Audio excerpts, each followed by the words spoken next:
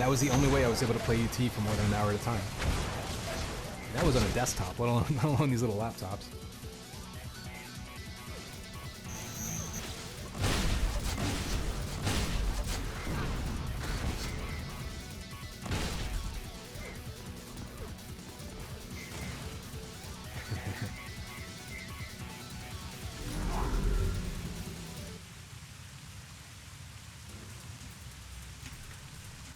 Alright, looks like the toaster has popped. Countdown is in 3, 2, 1.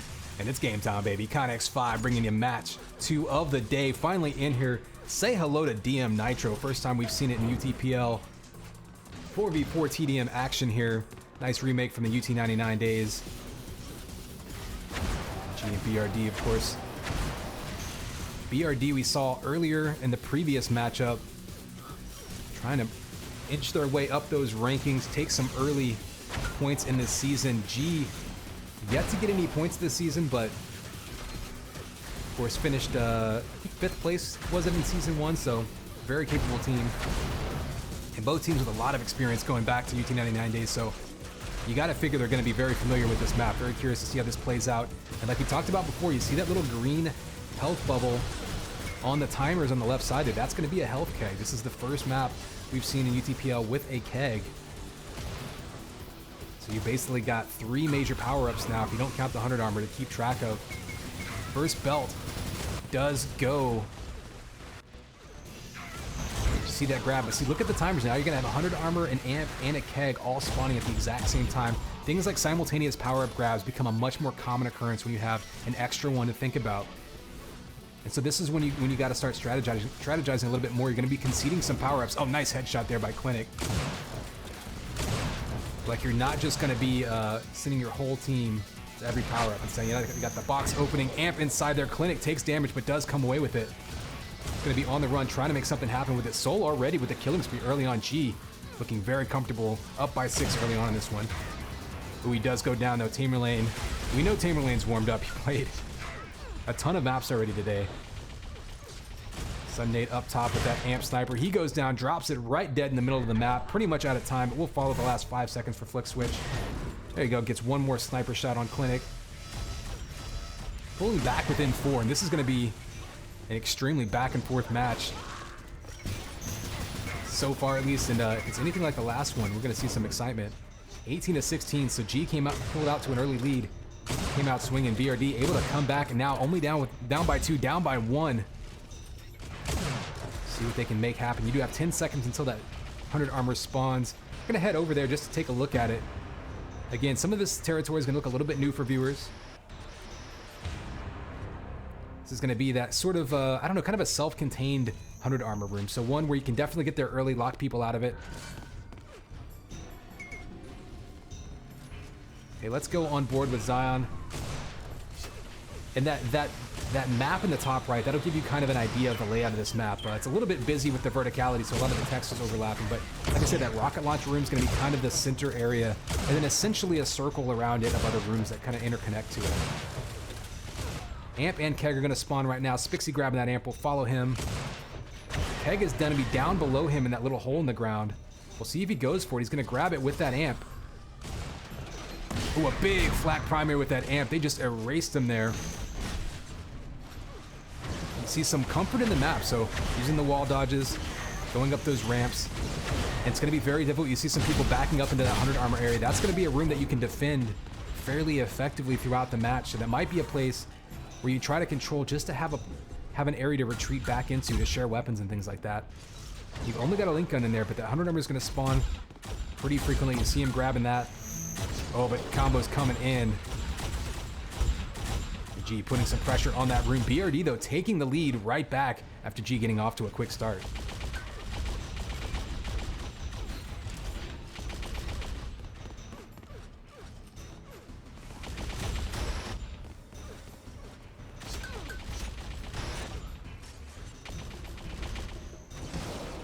You see Spixie actually doing exactly what I described earlier, kind of falling back to this 100 armor room. It's fairly contained. You're not super vulnerable. You're kind of cornered in there, but you can defend yourself. You can bounce around. You can grab those armors. You might even dedicate resources, like 1 or 2 people, to holding that room, just so you have a safe place to regroup at times. Now let's back up. You do see that amp. Again, you have to crack open that box by shooting it to get to it. An amp room. This is a tricky one because it's not really one that you can hold. It's very tight. It's a little corner here. You can't really lock the other team out of it unless you get there very early. With rockets around the corner, things like that, like we just saw, you can definitely take that area back. It's kind of a dangerous spawn. Oh, and Sunday dives right into back-to-back snipers. He goes down. Flick Switch now is going to have it in his hands. He goes down. Sunday just deleting amp runners. Now he's in mid, up top. He's going to have a lot of targets to pick out. Spixie coming around the corner trying to return the favor for taking him out with that amp, but so really only one kill coming out of that amp. Nice defensive shot there by Sunday, able to protect himself since Flick Switch away. We did see Keg spawn as well. That looks like it got negated. Oh, and rockets to the face, gonna take him out. Action all over the map. That's another thing whenever you have an extra power-up. There's gonna be just that many more key fights all over the place. We got Amp and Keg spawning at the same time. Again, looks like they're both spawning and getting grabbed immediately, and that's why they're gonna be on the same cycle here. And if people are guarding them appropriately and controlling them appropriately, they will both have pretty much the same cycle the whole match. And so that's what I mean, is having two power-ups with the same cycle like that means you can't have one team control the entire map at once. You either have to split up and try to grab those two and give up the rest of the map, or concede one of those two. So interesting strategic decisions to be made here. Also interesting that the amp camera sends you inside the box. Rockets coming down to the amp. Looks like Zion maybe grabbing this one. So Zion now with some armor, extra health, and an amp sniper rifle. This could be BRD's chance to really pull away here as we've been back and forth, tied up still a few minutes into this one. We're just about halfway in actually, and only a one frag lead.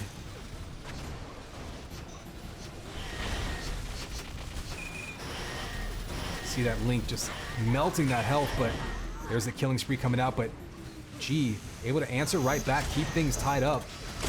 And this isn't one of those maps like Rankin where someone with an amp sniper rifle can run around, see the whole map and just pluck people out of the sky. You got to be a little bit more methodical with how you attack. You're going to see a lot of people try to grab the high ground in mid for that very purpose. There's so many targets you can pick out. You see where Clinic is up top there.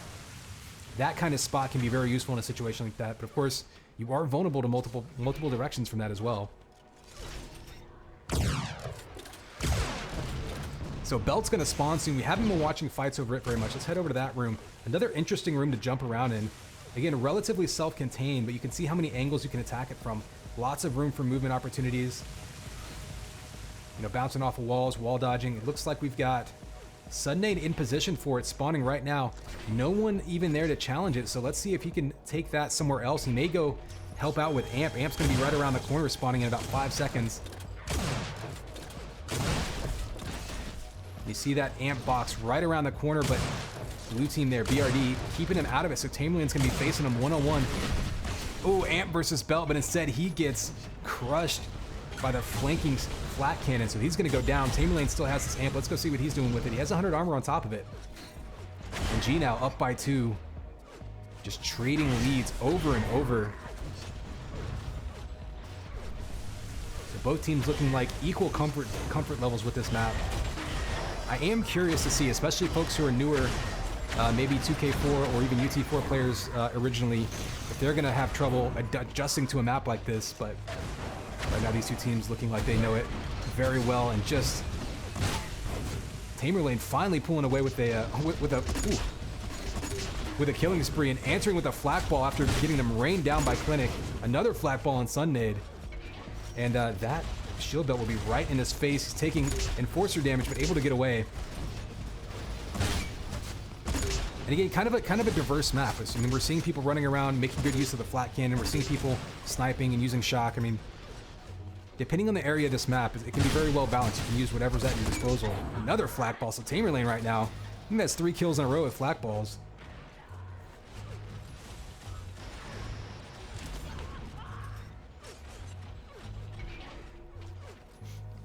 All right, we are going to have Amp spawn now. Let's head over to that box here, and you see Sunday and Clinic giving chase. Tamerlane's down there, rotated around, but he's by himself. He's going to go down. Sunnade pretty weak. He might still grab it. No, he doesn't seem to know it's up, so perhaps losing timing of it.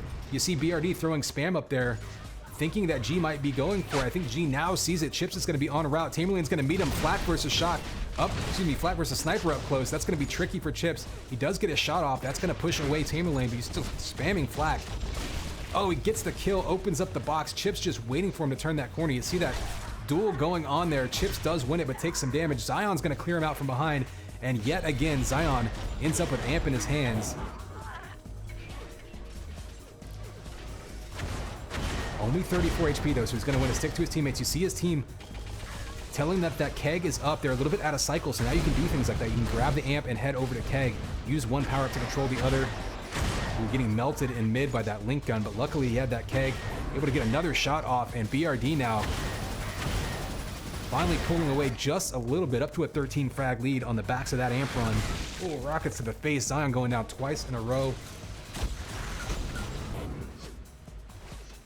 So G now going to have to fight their way out of this one. A little bit of a lull in power-ups. We'll take a quick look at the scoreboard. You can see amps all BRD at this point.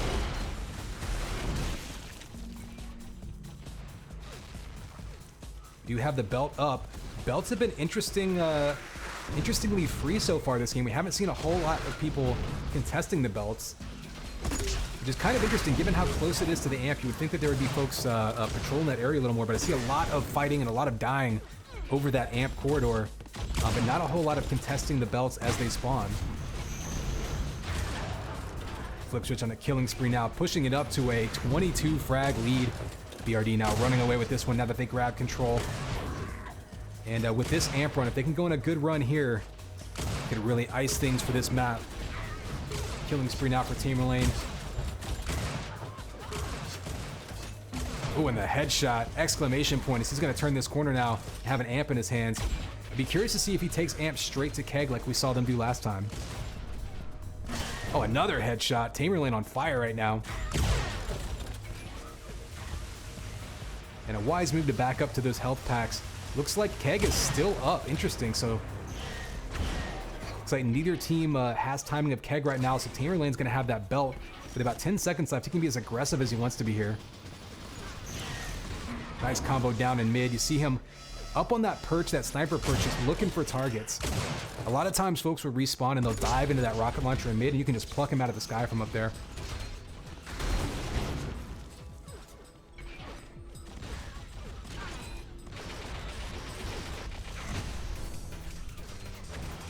Oh, rockets, and Tamerlane with the rampage. That ambush kill with 3 rockets around the corner, just instantly demolishing him there. We do have 100 armor spawning any second. See some fighting across the way there. We're going to stick with Tamerlane since he's on a roll right now. We'll probably curse him as soon as I said that, but he's got 12 seconds to the belt, 22 seconds to the amp. I'm not sure if they know that exact discrepancy. So we can actually head over, and you see that small armor in mid. So this corridor is so important. It's empty as far as weapons go. You can control so much of the map from it. Ooh, and you see G now in position for that amp, excuse me, for that belt, trying to roll around to that amp. Tamerlane has to decide now how much is he willing to stand in there and fight off 3 players. Oh, kills himself right on the amp. It's going to be up.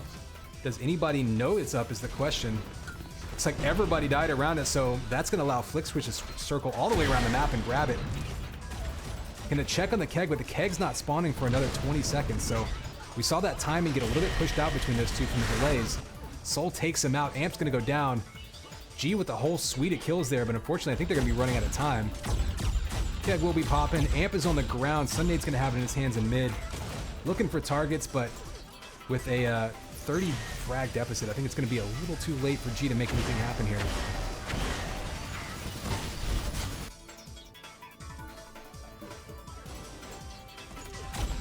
Amp goes down there. You do see Clinic with that keg in his hands. We haven't followed a keg runner ever in UTPL, I don't think, so we'll take a look at that. Clinic not really equipped very well. Flick Switch actually going to grab that the belt right in front of him. Doing pretty decent damage here with the Enforcer. That 199 HP coming in huge, able to take him down. Completely negating that power up, though he does go down himself. And we will have one more amp run here with 20 seconds to go. And a high-scoring affair on this one.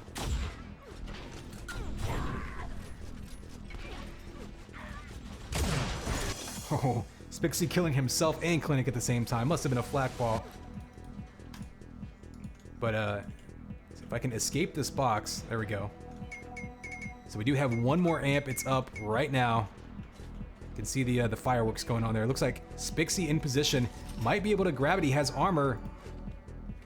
Doesn't even look for it. Only 10 seconds to go, though, so may have lost timing at this point. This one's certainly over at this point, up to a 35 frag lead. So back and forth for the first half. BRD really took control of the map around the halfway point. You can see Tamerlane going 48 and 20, a huge game for him. Again, that 5k damage mark. When you see someone go above 5k damage, you know you've seen something impressive. 5 shield belts in his control. We don't see Keg on the scoreboard, but you can definitely see the amp time. Very one-sided for BRD. In a map like that, again, with so many power-ups spread out, positioning can be just as important as individual kind of player, aim or efficiency or even damage.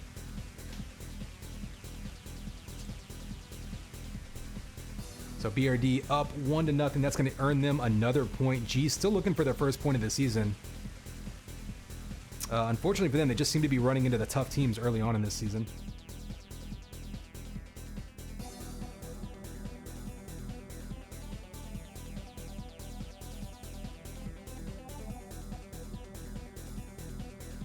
Yeah, it's interesting. So these conversations in Twitch chat, I like this, talking about, the ability to sync up power-ups and like, could you delay Keg intentionally, then go from a amp to Keg rotation? That way you get a stacked player. I mean, that's a risk, right? Because really the worst thing you can do in any game, I think, is be predictable. So it's kind of a risk versus reward. If you want to hold them both for the same person, stack up one player to really make a run. The only problem is if the other team knows that you're doing that, all they have to do is throw some goo down there, and all of a sudden they've got Keg and amp, right? So. But on the other hand, if you know you're going to do that, you can treat it almost like a flag runner. Set up cover ahead of time, spam the entrances to that to make sure the other team isn't there. It kind of reminds me, the Keg down in the bottom of that map reminds me of the amp on DM Diesel, I think it was, in UT3, where it was down at the bottom. It was really awkward to get to and kind of awkward to get out of, and it was a really dangerous spot. But if you had control of the map, you could slide in, steal it, and slide out pretty safely, but it just required some coordination.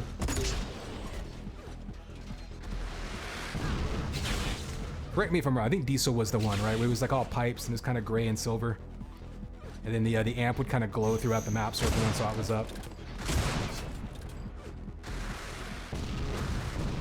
Squirrel joining the server. I think that's a random.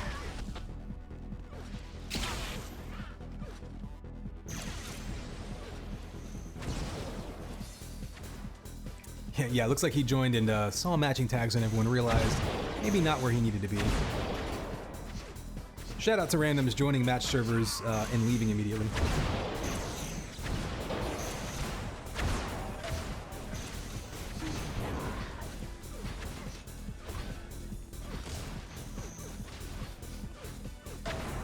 So G just waiting for their fort to get back in.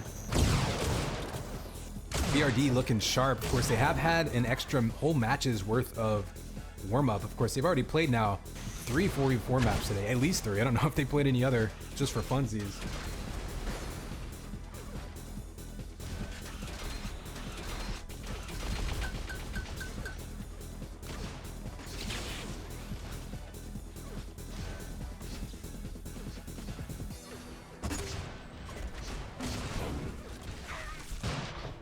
Now, Spacer map, going to play a little bit differently. Of course, we don't have a Keg on this map. You're going to have that amp that you're looking at right now on that screen. And then you're going to have the shield belt way down in the bottom. This is probably the most out-of-the-way shield belt of any map that I can think of. So it's one where you're going to have to get there way ahead of time. We saw the match earlier today where CC started off trying to get there really early, and then they kind of lost timing of it, so then they didn't want to commit to it. So there's a lot of thought involved into when, how, and whether, indeed, you're even going to challenge that shield belt. Because we've seen some teams that want to throw 3 or 4 players down 10 seconds ahead of time, and that's great if you just want to get the shield belt, but you're conceding the entire rest of the map when you do that. There's a lot of decisions to be made on this map about specifically those two power-ups, the shield belt and then of course the amp, what resources you apply to it. Amp, on the other hand, is going to be up near a sniper rifle, so at the very least, if you can control that room, there's a bunch of health vials, there's health pickups, there's sniper rifles, so you can sort of justify spending much of your time in that room, but shield belt room is not one that you're going to want to really patrol frequently. It's one where you almost have to treat like its own specific, separate, independent fight and just determine, you know, when do you go for it, when do you concede it. So it's always very interesting to compare different teams' strategies there. Against CC, BRD seemed like they were happy to just kind of show up a few seconds before it spawned, try to clear out the room, and keep them out of it. They were usually there about 5 to 7 seconds early. CC, when they were getting there early, they were getting there like 10, 12 seconds early. So we'll see what BRD does this map and what G does to counteract.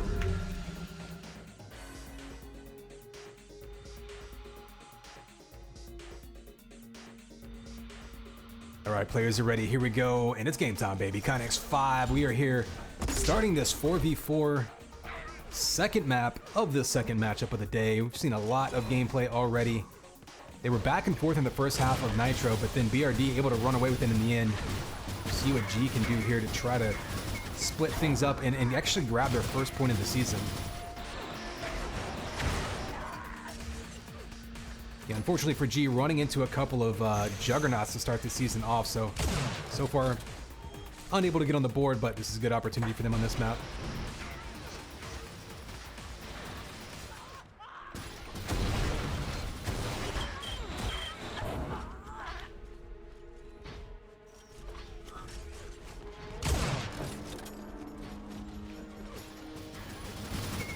Ooh, and there you go. You see the fight, over that shield belt. It's up 5 seconds. And people just killing each other on both sides, back and forth. Who's going to actually end up with it? Oh, it looks like the race flick switch dove right in front. Stole it away. He goes down. It's just a bloodbath down here. Both teams getting completely wiped and resetting this from scratch. Spixie's the only one that got away with any armor. So, kind of a wash that time. Neither team really able to establish much control. We do have 10 seconds till this amp spawns. Let's head over to that area and see who can reestablish control in time to grab that. Oleg's up top here. Sunday up there with them.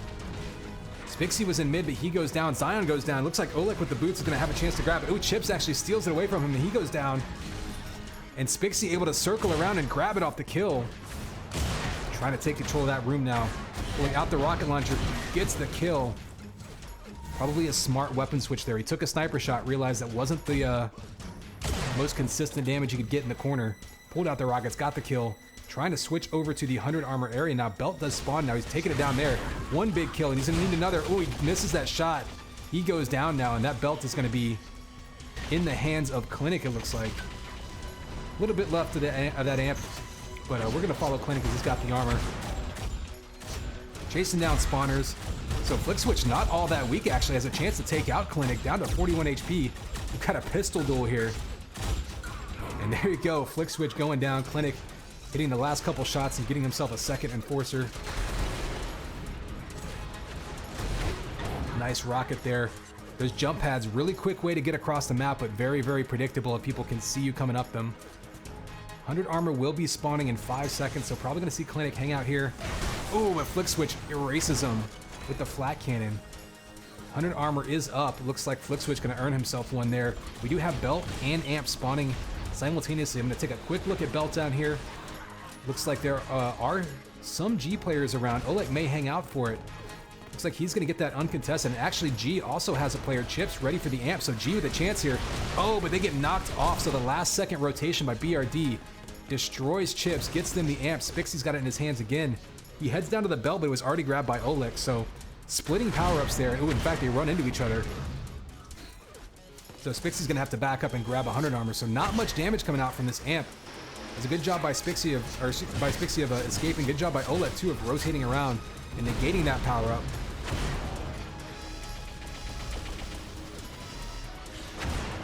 And the chase down here by Spixie, very dangerous. You're going to eat some link gun damage running through that doorway.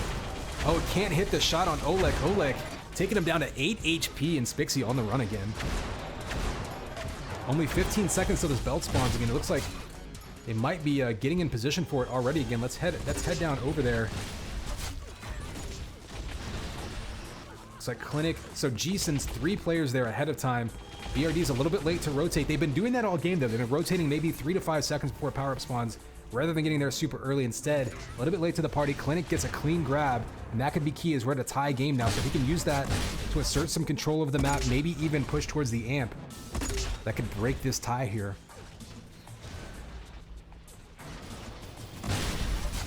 Flat coming up top. Clinic putting some pressure. They do have to face jump boots here. Jump boots are going to be great. Oh, and Zion lands right in front of him. That was a nice patient move by Clinic, waiting for him to land before hitting that flat primer and not trying to pluck him out of the air. Amp is up. He didn't see it. Dives into Goo. So Clinic there with a weird series where he could have grabbed Amp. Instead, his teammate grabs. He backs up into Goo, and he lost all of his armor there. So an unfortunate series of events there. But just like that, look, an 8 frag lead. So G able to really flip that map control and turn it into points in a hurry, and that's what the good teams do. You can't just control the map, you got to make points happen, because at any time that could swap around to the other side. So Belt actually taken there by Sunday. We're going to follow him as that amp expired. We've got 5 seconds till the 100 armor spawns, and it looks like BRD is going to rotate over to it. They actually push Sunday away, although he does get a double assist kill from his teammates.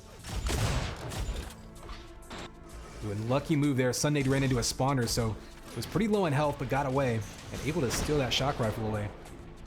So Belt and Amp again are going to spawn pretty much the same time.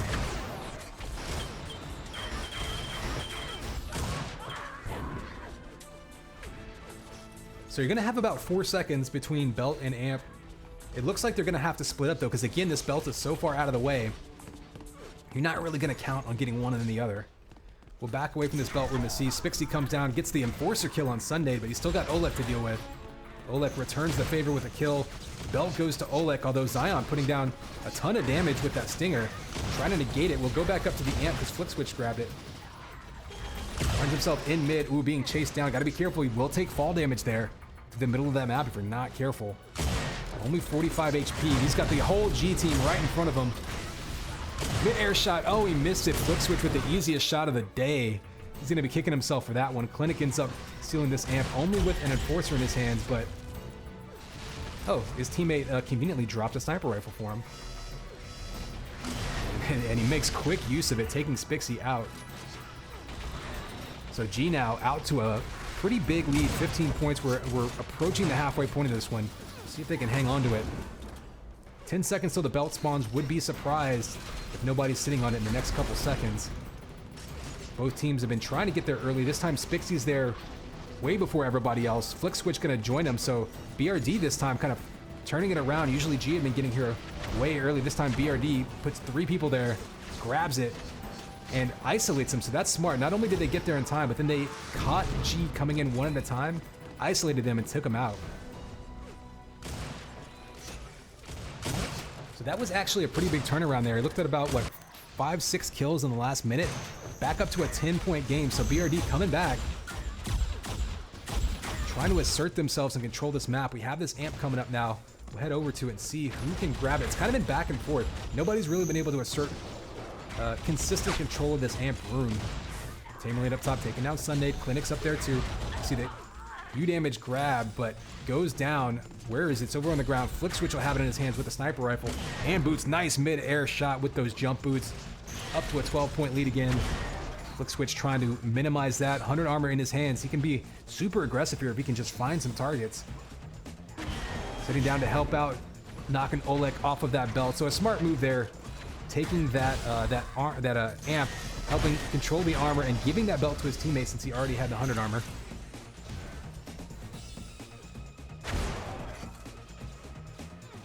So down to an 8 frag lead. BRD just kind of slowly fighting their way back into this one.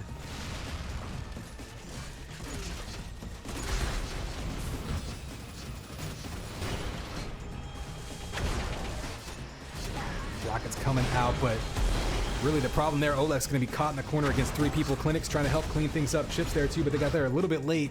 Able to trade some kills, but now down to a 7 frag lead. We've just seen this lead slowly whittling down over time. And I think a big difference here has been power-up control. G has lost the last few shield belts. They've let BRD kind of get back in with that. BRD, of course, with more amp time as well. Down to a 6 frag lead. Both power-ups spawning at the same time. Head over to belt, which spawns a little bit first. You see Sunday really wants this one. 3 G players, 4 G players, the entire G team on that shield belt, really wanting to reestablish control. They basically conceded the amp, though, so Zion has an amped sniper rifle. We know how dangerous he is with that. You can really eat into this lead if you can turn a corner and find some targets. They were all down by belt, but the question is, which direction did they leave? Oh, he finds Clinic up close. Looking for Sunday coming around the corner. Gets him. Dangerous shot there. Shot right past his teammate.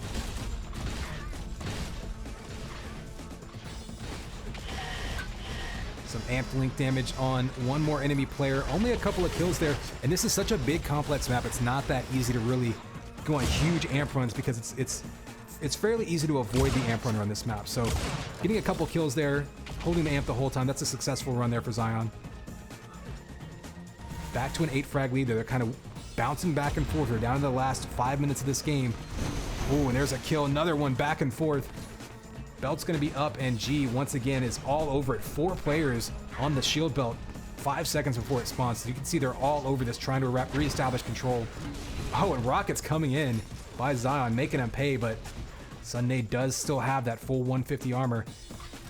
And I think that's how BRD had really been able to reestablish themselves, was by taking control of that belt. So it's a smart move by G to really go all in to try to reestablish control.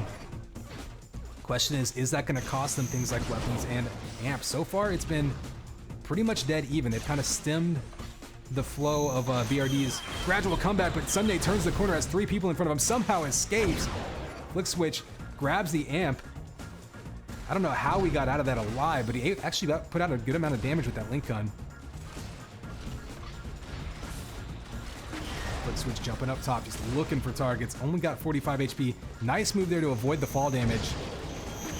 Ooh, big kill there on Sunday. And the entire G team is down by shield belt again. Oleg with the killing spree. Belt is up, and it's going to be theirs again. 100 armor also went, so BRD with every power up in their hands right now. Still down by 12, but plenty of time to go. They just need to start converting that control into kills.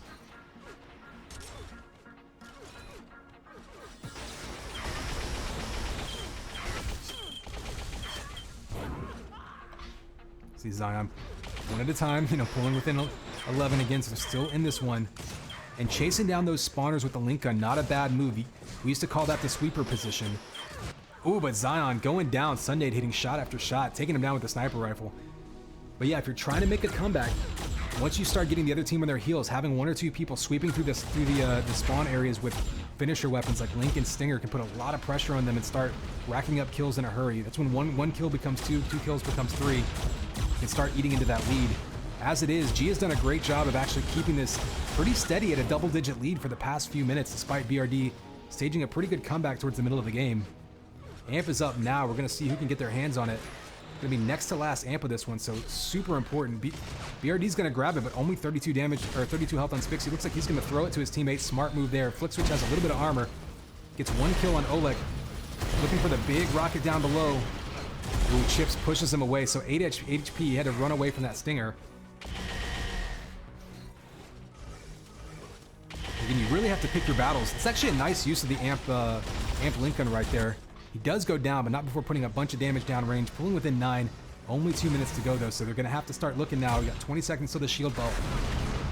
They know they're going to see G around that belt. Oh, nice rockets by Clinic, catching him up top. So you figure you're going to see G around this belt. If you're BRD right now and you're trying to get some kills, you want to regroup and catch them out of position, either moving into this room or moving out. You can see G's already set up for this belt, so BRD might need to look to ambush them leaving this room.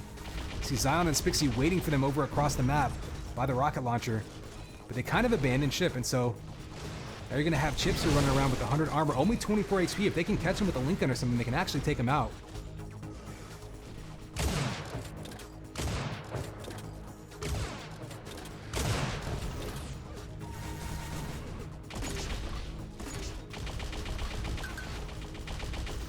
Link coming down range, but it looks like Chips is going to be pretty safe here. BRD might just be running out of time. Chips actually with the team kill. It's actually the first team kill I think we've seen today.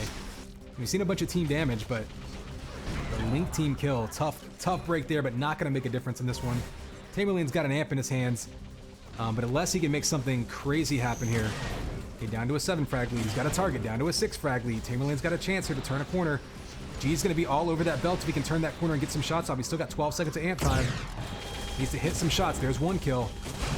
Still back up to a 7 frag lead, so credit G in the midst of Tamerlane trying to go nuts, hit a bunch of one-shot kills. Even while respawning, G has been able to keep their composure. Every time BRD staged a comeback towards the end of this one, G never really coughed up, never really relinquished full control of the map. They're always fighting back, keeping BRD on their heels. And really the last half of this match was just back and forth trading kills, which, again, if you've got a 10 frag lead, is perfectly all right by them. So this one's going to end up close, about an 8 frag lead at the moment. It might pull it a little bit closer. But it looks like G's going to hang on to this one.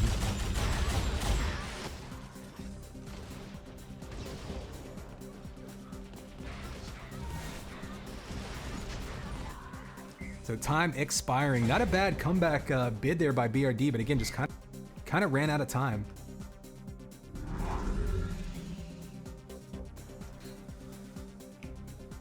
So those teams splitting. We've got yet another close match, and actually, G, I guess everybody, congratulate G on pulling in their first points of the season in this map.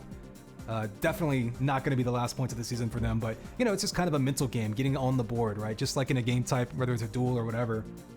Getting into the positive, getting on the scoreboard can really kind of a morale booster.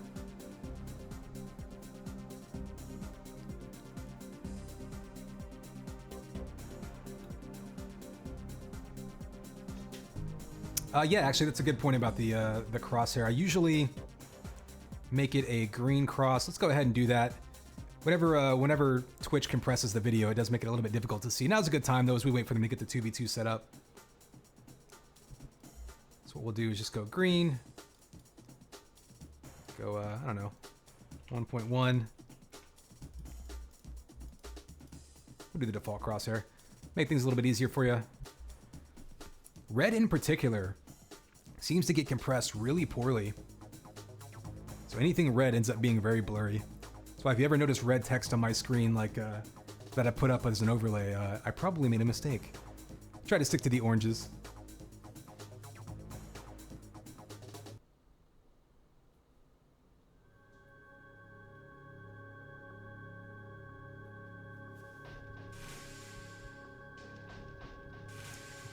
Let's bounce. All right, let's see if we can get into this hub. It might be hosting. Let's try it. Oh, we got a new version of Codex.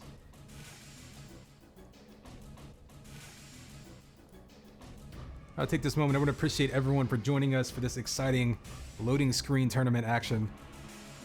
I think we've had as many loading screens as we've had matches so far. But that's fine.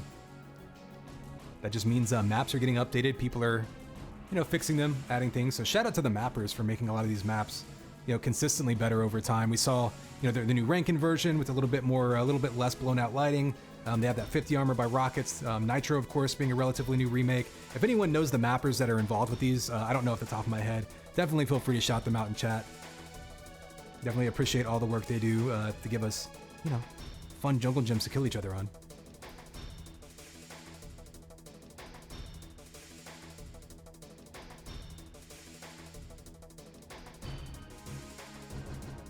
Not sure why I'm downloading it again. This will be a fun experiment.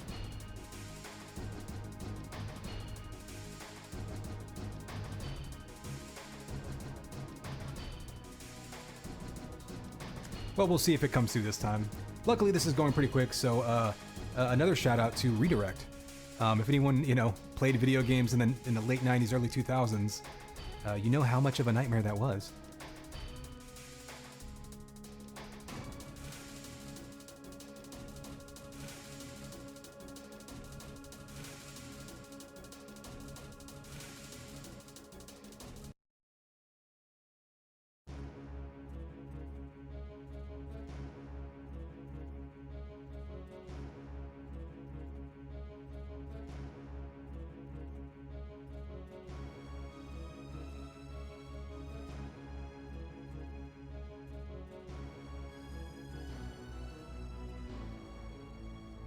All right, we are on Codex.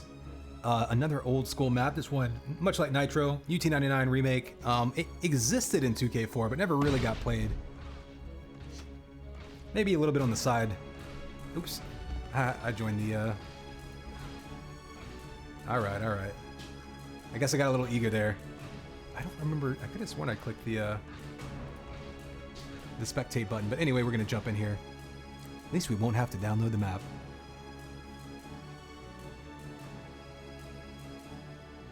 Oh yeah, is Defiance on the map list this season? I remember that being talked about. I didn't actually double check. Defiance, probably my favorite UT3 TDM map, at least as far as original maps. Really excited to see that played in this game.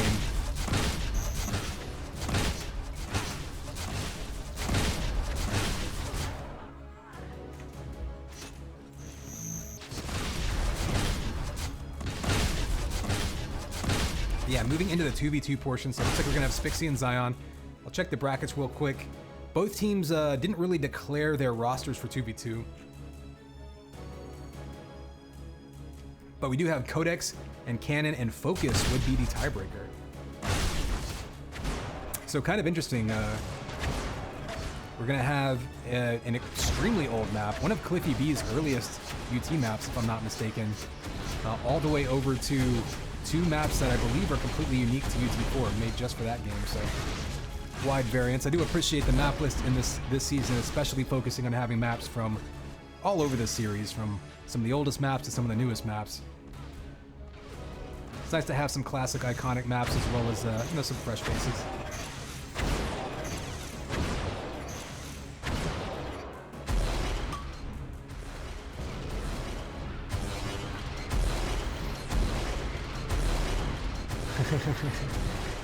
I believe Hawk is a bot, yeah. I think it just gives the bots a fake ping here.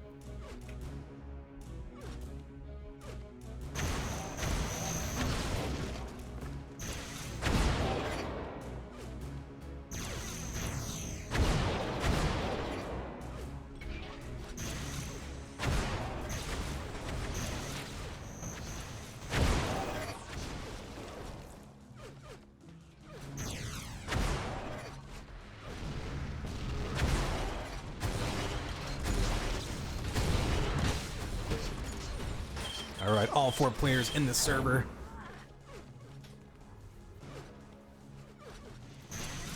And I believe all 4 players played in the 4v4, so it shouldn't need a whole lot of time to warm up here. Codex, a map, it's a map that's dual-sized, but it's also one that can be played in many different, it's maybe a little bit small for 4v4 in this game, but it's definitely a versatile map. We'll talk about it once we get live here.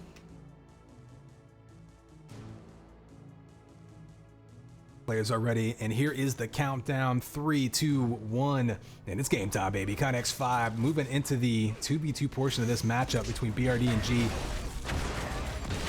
Again, we are on Codex, one of the oldest maps in the series. You're gonna see a lot of concentrated fights over this room right here that Soul's in. That's gonna be the 100 armor area, shock rifle down in there. It's kind of where a lot of your interstitial fights, I guess, are going to happen in between shield belts and things like that. Okay. Killing each other there with the Link and the Rockets.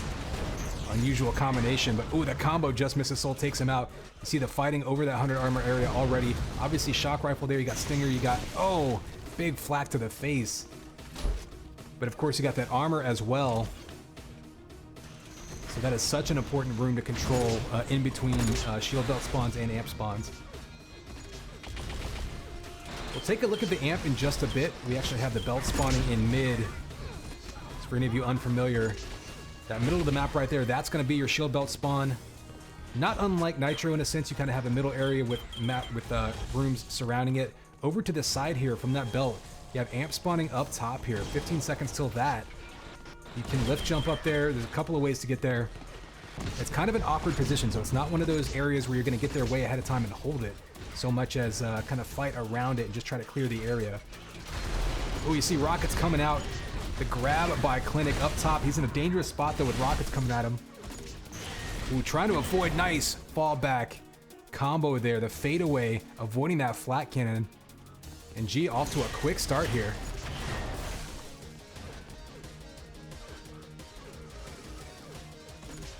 We do have 10 seconds to that belt spawn, so Clinic snatching up that shock rifle. He's going to have to try to find a way to get up there, but it looks like he's zoned out a little bit. Spixie and Zion both guarding the entrances to that area, so they're going to get a clean grab of that belt. Big combo as it leaves the area, though, and Clinic plucking him out of the sky with that primary.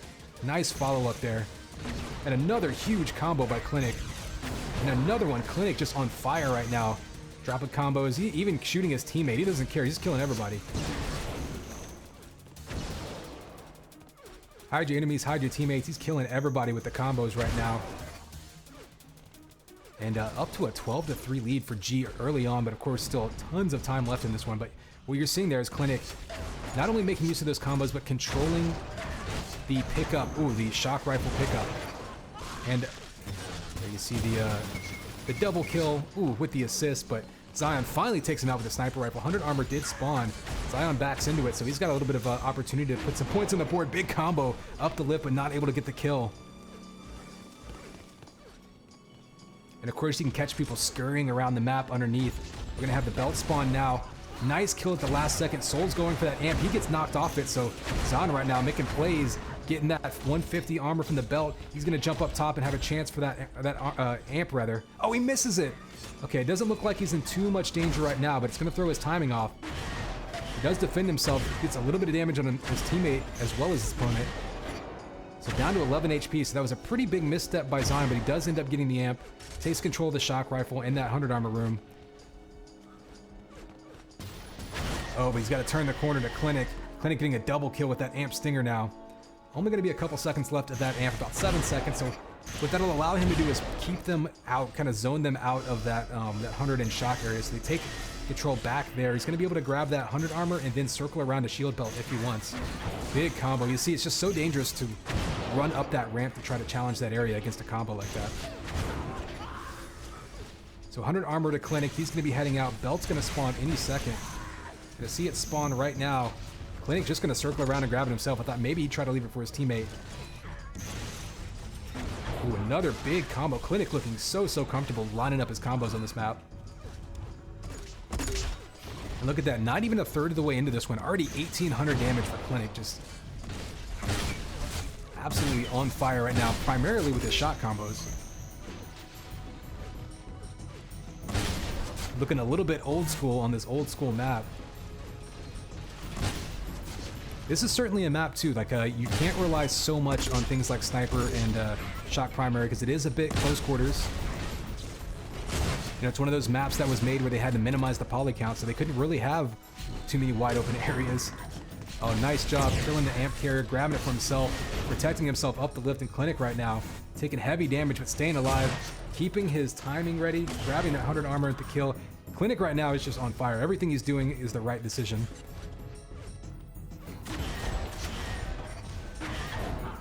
Coming up the lift, and Clinic right now just continuing this run. We're just going to stick with them. There's the Rampage, flat primary. Looks like they're going to concede right now.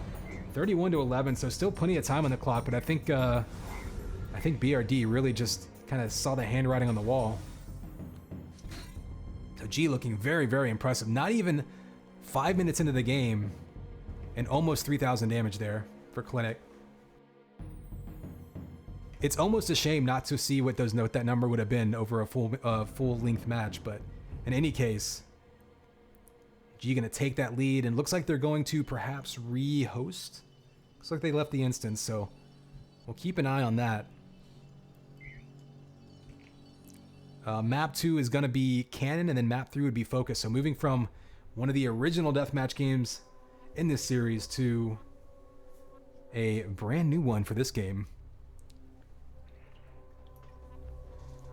Kind of interesting, kind of ironic to say that, going from a fully meshed map to a shell one. Basically from a modern looking map to a PlayStation looking map.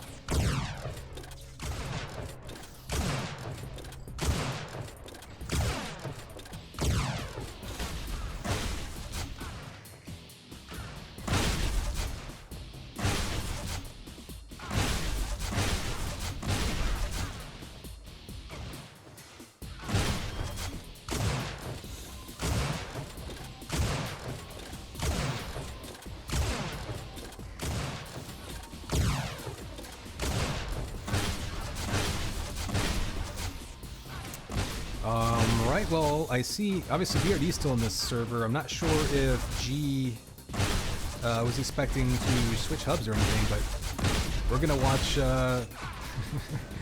watch a bot shoot a bot for a little while, I guess. Okay, Clinic rejoining, so I guess we're gonna be right back in here.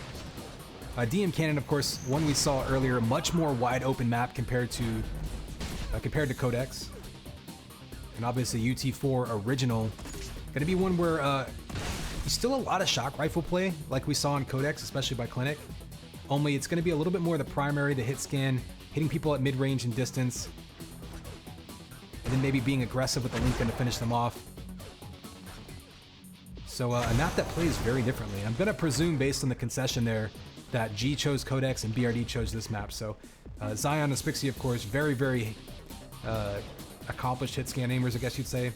I would say that this is definitely an advantage to them on this map, but G has just been so dangerous. I mean, really both of these teams, like we said, through the whole Season 1, have been very dangerous and showing that they could pretty much beat anybody in any given day.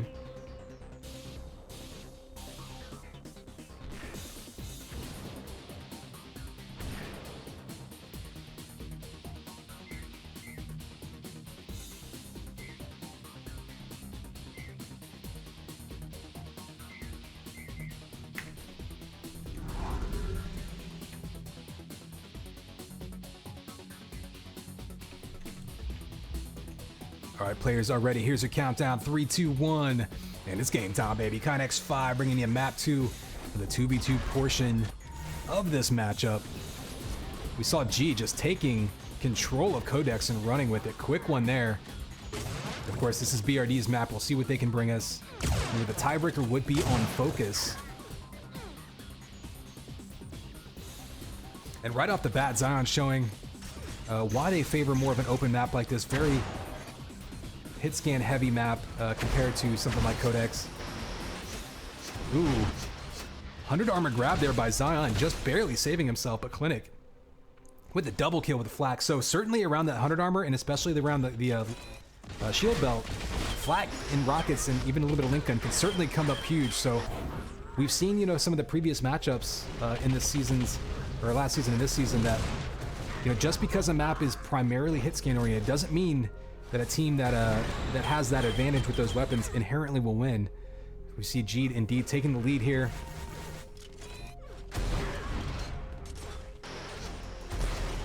The trick is to just try to dictate that flow of combat. If you're G here, you probably want to focus on ambushing. You don't want to stand toe-to-toe across the map. Oh, the air rocket self-kill. Kamikaze by Chips. Nothing really benefiting there, so we're going to watch this amp spawn, and for those of you who aren't familiar, that is a cannon. That's why this is called DM Cannon. When it's green, you can shoot it, and it'll blast whoever's on there, way off the map. It's also where amp spawns. It's a very convenient location, I know. Zion grabs it, goes down, and manages to avoid getting shot off the map, but now he's going to have to grab himself some health. Ooh, a nice threading the needle there. Zion is so confident with this shooting there. We've seen him thread the needle through maps. We've seen him shoot right around teammates and hit enemies right on the other side of them. Not afraid to take difficult shots. See him right there. The nice low sensitivity, high control. Ooh, had him lined up, just couldn't quite finish.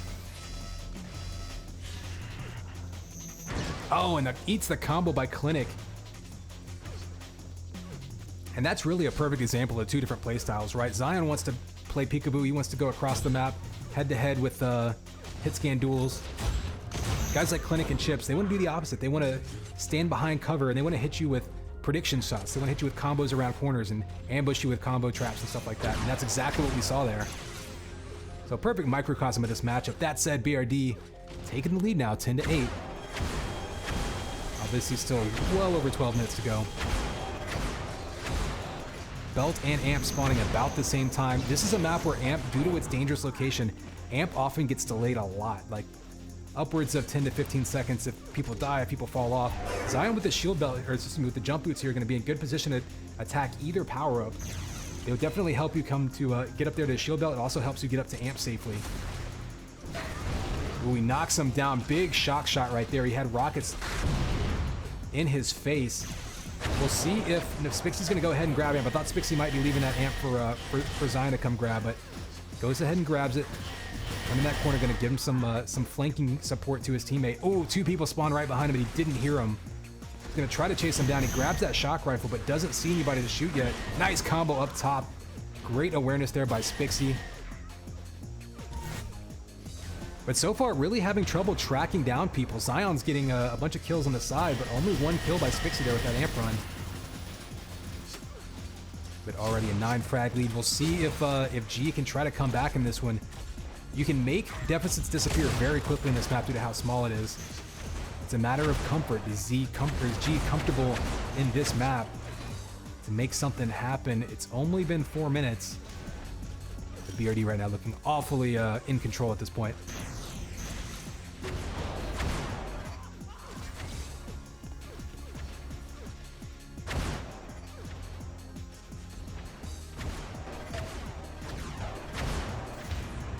Zion on a rampage now, fighting them off 2v1, and he does successfully. So Zion down to 8 health, fights off 2 attackers, gets the double kill. 100 armor is going to spawn now. Ooh, got to be careful. Rocket's coming out. Clinic does get in there and steal it and gets the enforcer kill. So a nice turnaround right there. Will he use that to take control of this amp? It's spawning right now. Clinic has positioning and some armor. So, oh, he gets knocked off the map. So we're going to see him go flying. And both players go down. You see Clinic landing in the drink. Didn't even get the amp, so another big turnaround right back as Zion able to grab that amp after they blast him off the map. The third-person camera couldn't even keep up with him. That's how fast he flew. One of these days, I'm going to get you guys a view of that the giant shark thingy eating the players over there. Maybe we'll get a more cinematic shot. Nice double kill by Zion. And this is what Zion wants to do. Run around the middle of the map, have the shock rifle out, basically play it like it's elimination. Just stand there and you know, shock duel whoever wants to fight. BRD right now, if you look at BRD's armor, huge advantage. 177 armor to 0 total between the two players. And look at that, no amp time for G. 4-1 belts, 5-4 vests, and a huge damage discrepancy. So right now, not unsurprising based on the score, but really everything going BRD's way this map. Kind of the opposite of what we saw on Codex. And it looks like there's the concession, so 2 quick concessions. Looks like the concession not quite triggering. There we go. So 2 quick GG's chips. 0-16, so obviously a big advantage there for BRD in that map. So both teams steamrolling on their map picks. We will see DM Focus as the last map, and that one going to be a much bigger map. I actually think, I think if I had to choose, I would like G's chances on Focus being a bigger map, a more strategic map, a little slower paced, and more, I guess, prediction oriented, if that makes sense. You're not going to have these wide open areas where someone like Zion, I mean, look at him going 25-5. It's going to be a lot harder for Zion to just Rambo his way around the map like a bowling ball on Focus. Not to say that he's not capable of it, but I doubt you're going to see him jump out 25-5 like that on a map like Focus. Going to have to be a little more methodical. Him and Spixie are going to have to work together a little more, especially to control things like the shield belt and amp are both in very small, tight rooms that you have to get there early and you have to control from the inside out.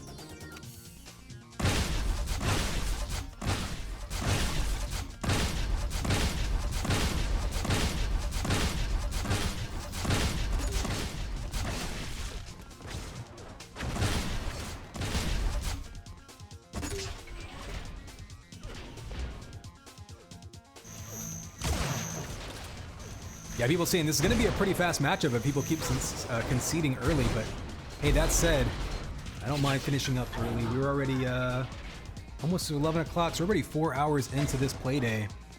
Had a little bit of a delay with the start of this one in the 4v4, so actually pretty not so bad to go ahead and make up some of that time. Try to get things finished up in a reasonable hour today.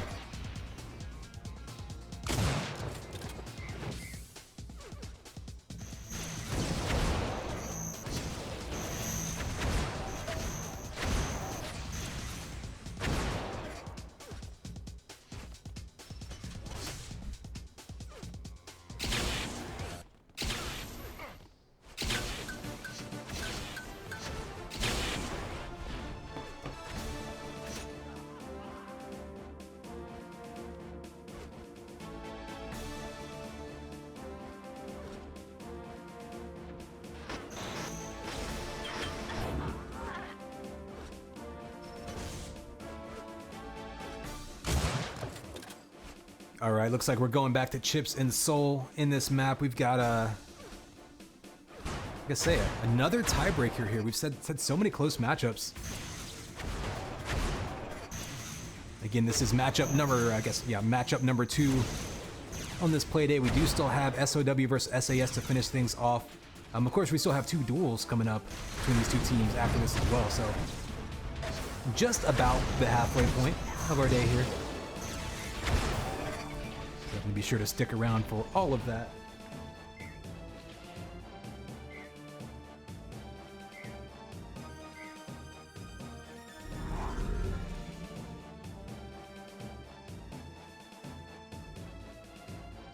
All right, there are the ready ups. Here's the countdown. 3, 2, 1. And it's game time, baby. Connex 5 here with our tiebreaker again. So many tiebreakers today already. Oh, Spixie getting the first kill. Eating some Stinger, though, for his trouble. So Chip's going to have that Stinger. Smart move, too, pulling out the finisher weapons early on in the match. You know nobody's got any armor. You can just melt people so quickly with Stinger and Link.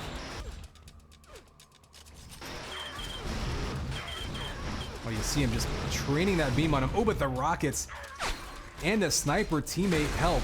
Nice support there and great awareness and communication. Could have been a kill instead. Teammate comes by, negates it, and now we got a 2-2 tie to start this one off.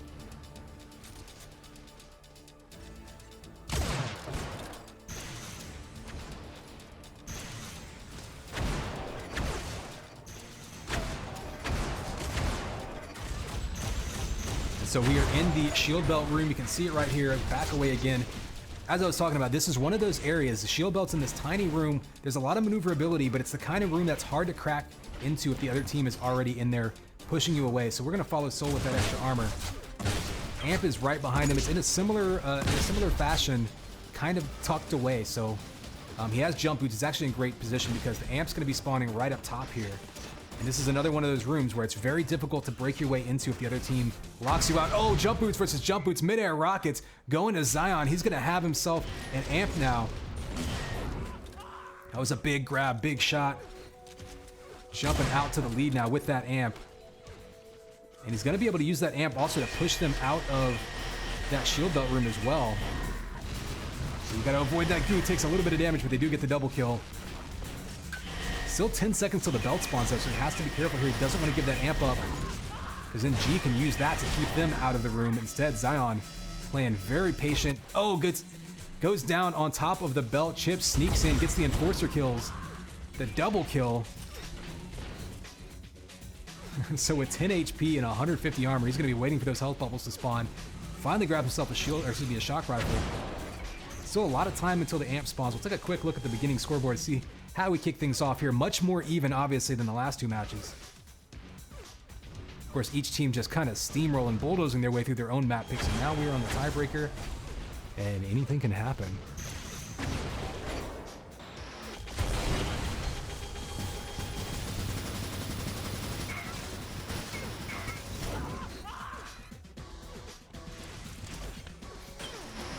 So both power-ups going to spawn here. We kind of see some transition back and forth. Chips trying to get some conversions off spawn kills. Amp and Belt will spawn almost simultaneously. Who will go for what? Chips has jump boots, so we can actually grab a quick Amp and take it over to Belt Room if he wants. He's chasing down Zion, but he has to be careful because Zion had quite a bit of health. Luckily for him, he missed that flag. Oh, and he gives it up. Spixie sneaks in with the boots of his own, grabs that Amp. He does go down, but then Zion with the Enforcer kills there. Enforcer double kill, I believe. Oh, and the flak answers back and forth. These teams are just shredding each other back and forth with every different weapon. And in the end, Soul links up with the boots, Amp, and the belt on the hunt now, trying to make the most of it with a tie game. Almost hits a combo. There is the go-ahead kill. Nice combo there set up by Soul. That's kind of an awkward corner of the map back there. Actually by that 50 armor, so showing a lot of map knowledge, knowing the angles to throw those shot combos up to.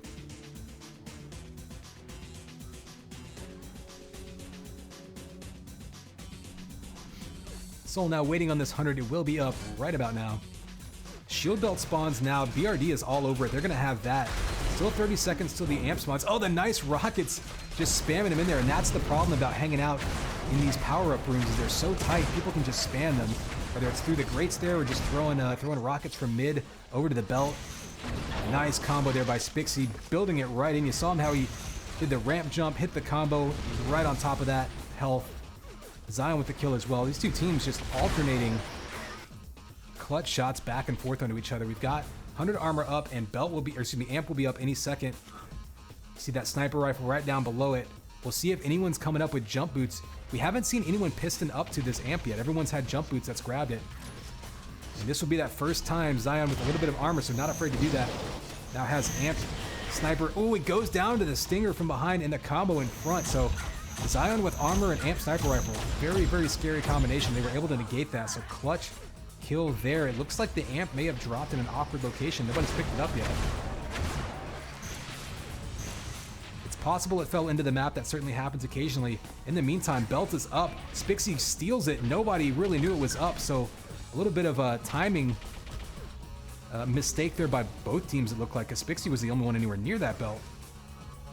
So this could be a big opportunity for him to get something going. Got the sniper rifle in his hands, needs to avoid that flat cannon. There you go. Nice move there by Spixie. That was actually really smart.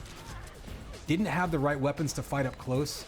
So he backed around, flanked him, really made the most of his arsenal. And that's really what you have to do in a map like this that's so varied, where you can't just run around with one weapon the whole time.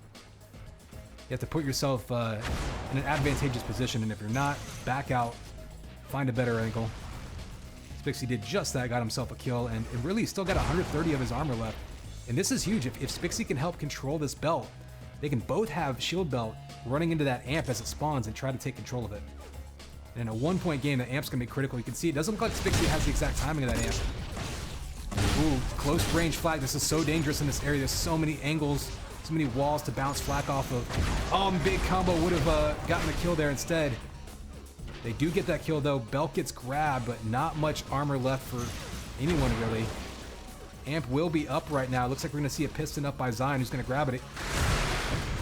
Or looks like he missed it. So interesting. He does have boots though. So amp sniper rifle rocket knocks him off. Nice wall dodge. Misses the shot. Bounces above Chips. Nice movement by Zion there. Remembering that he had jump boots, able to bounce right over his head and escape. If he would have gone down there, it would have been a problem. He would have ended up giving up that amp. Instead, Zion keeping BRD on top, safely out of harm's way. Still a little bit of time till the belt spawns, but at that point, probably a minor victory just to stay alive there.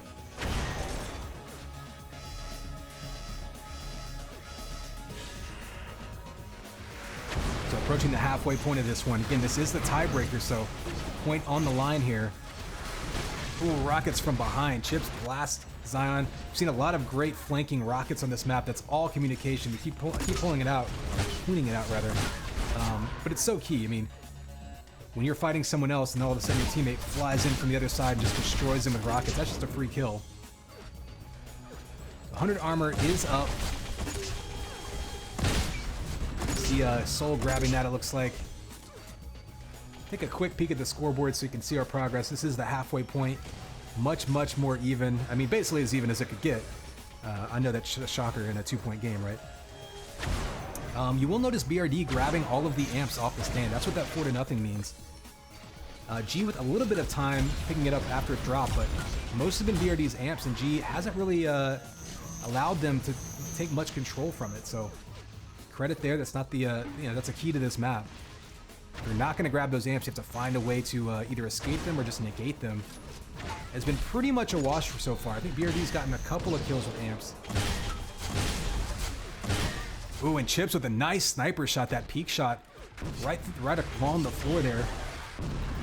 Now Spixie, facing a rocket barrage with that amp. So again, BRD with amp in their hands, but G not giving them a whole lot of freedom to do much with it. Oh, but a nice shock juggle right there, and the spawner right in front of him. Surprised he doesn't have flak out. There he goes.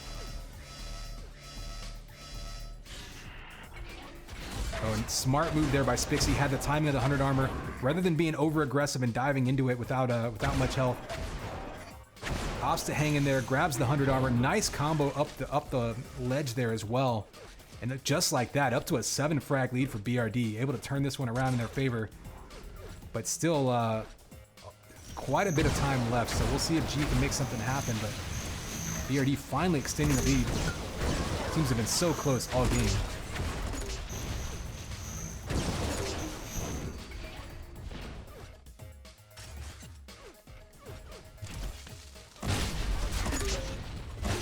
Ooh, flag up close and personal, and Spixie just getting into his grill. Got 12 seconds of the amp spawns. I don't know if anyone has jump boots. Spixie certainly does not have jump boots.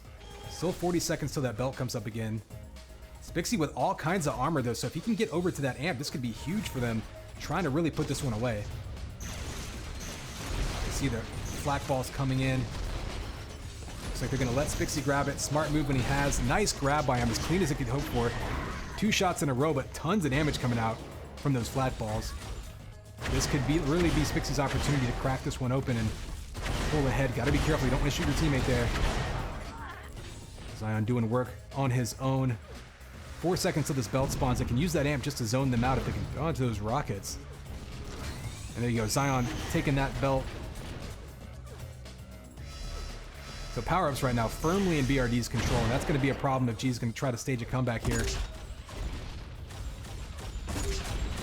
Dixie now being very disrespectful. Doesn't even care that he's got an enforcer out on him.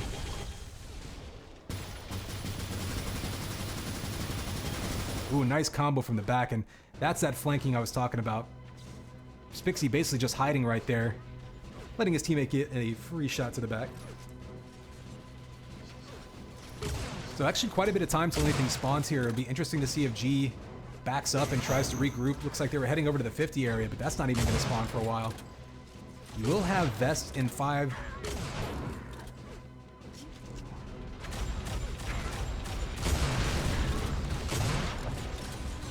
Ooh, and Spixie on a rampage now, and the headshot double kill. So it'll be interesting to see. He's got jump boots. He could head over to this amp. He's going to have to fight his way past Chips. Looks like, ooh, and the flak ball. So Zion now going to grab this amp at only 55 HP. He's on a killing spree now, but has to be careful not to drop this amp to the other team. Nice shot there, falling away. Ooh, avoiding the stinger. Looking for spawners now, but not going to find anybody right off the bat. Oh, accident. Wasn't even aiming for him. His teammate might have told him people were diving down in there, but in any case, gets the kill. A little bit fortunate there. Up to a 16 frag lead. Still not out of the woods yet because G has plenty of time, although that clock is ticking. Ooh, self-damage from the rocket. Zion's got to be careful down here. Smart move diving straight into the health bubbles. Belt's going to spawn now. They should have timing on it. He's going to grab it. So Zion from a very dangerous position gets away with Belt. 76 HP. He's going to have a chance now to go push over to that 100 armor if he wants to push them off it. Doesn't necessarily need to grab it himself. Might save it for Spixie. And there it is. Spixie grabbing that armor.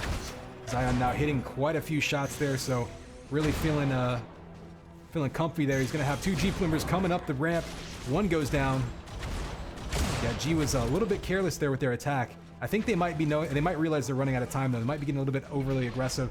Amp's gonna spawn now, but yeah, there you go. Soul's gonna have those boots. He can try to jump up there and grab that amp. In fact, they haven't grabbed a single amp off the stick. Look at that amp discrepancy, both time and grabs. So what that's gonna speak to as well is the control of the jump boots on this map, because we've only seen, I think, what, 2 grabs via piston. So that means most of those grabs have come from jump boots, so something that, you don't track so much on the scoreboard, but can actually make a big, big difference in a map like this. That said, you do see another grab via piston, and for Spixie here, this is all just icing at this point. Oh, big flak from Chips. So a minute and a half to go. They're pretty much up against the wall here. G's going to be running out of time very, very quickly. There's 1 kill coming out, another kill coming out, pulling within 15. Another clutch shot coming out. They're going to just have to be chasing down spawners non-stop at this point. Don't have any time to run backwards. Ooh, he's actually got one right below him. Spixie finds him over by the 100 armor, but Spixie, unfortunately for Chips, Spixie able to push him away with rockets. It's all he had was sniper. Oh, and there's the combo and the rocket follow-up, and I think that may do it with less than a minute to go. BRD gonna hang on to this one.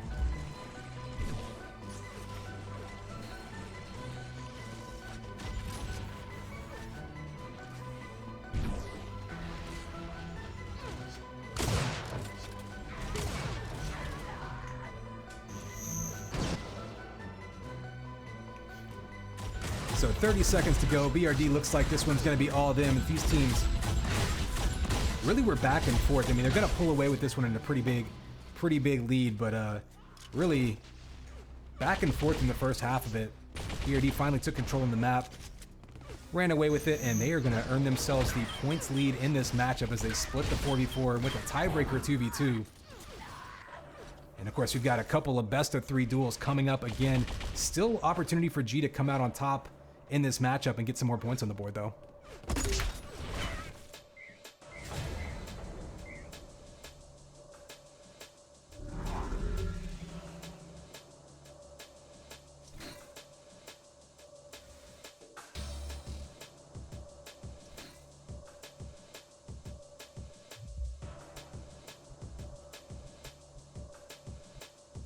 All right, so we're going to head back up to this hub, wait for them. I presume they're going to be hosting on the same hub, so we'll give them just a minute to get that started.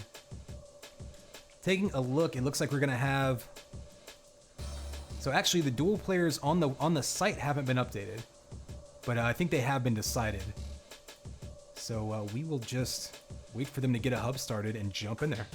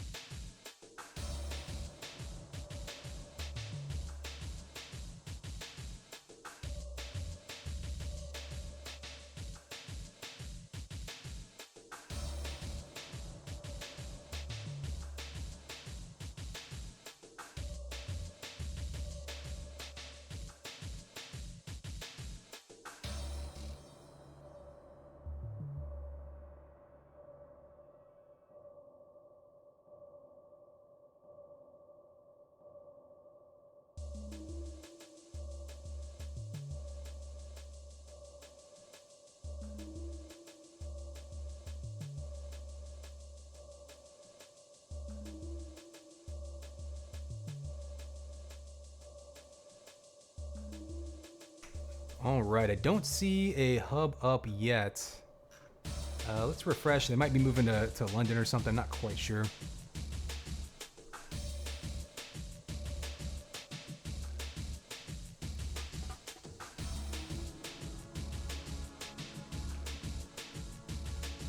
So Tamer Lane saying that first duel would be him versus Sunnade. Then Flick Switch versus Sharkan would be duel number 2. It's not reflected on the website, but that could be accurate. Tamer Lane would certainly know.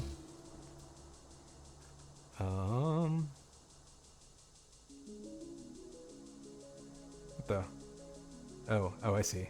I thought there were 2 Echoes here. I was like, wait a minute. Yeah, I don't see them up on Phoenix. I don't see them up on DE. Let's see if they're in the hub. I do see Flick Switch in the hub. But we're looking for Tamer Lane and Sunnade.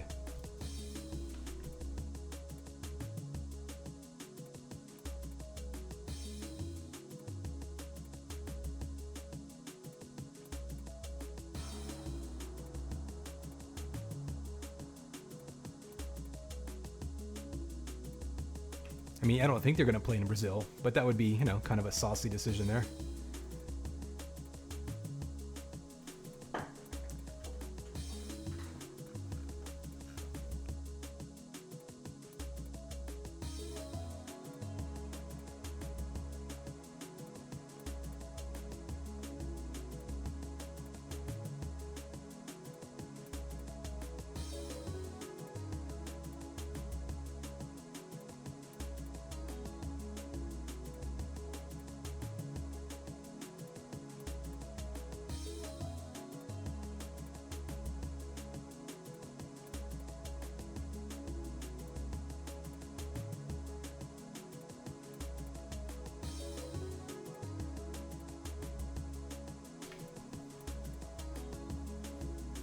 All right, well, let's see what we got going on here. Hey, it looks like some of the North American players have woken up. It's 11:15 Central Time. People should be up and moving by now.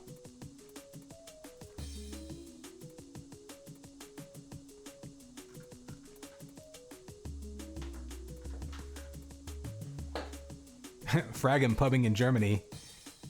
How can he be playing video games and running the tournament at the same time? Suspicious.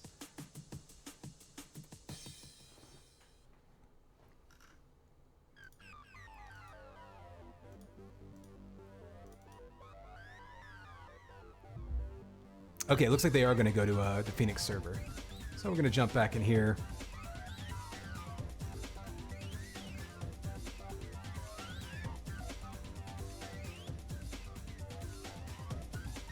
Sorry for the endless scrolling on screen.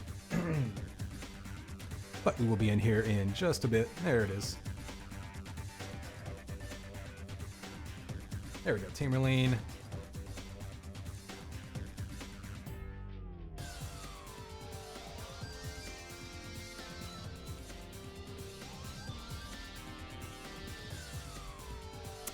And it would not be a UTPL match without downloading something. So there we go. Quick auto pause updates and stuff like that. Again, shout out to all of the community modders and such that have been, constantly adding, whether it's maps, whether it's little mods, whether it's big mods.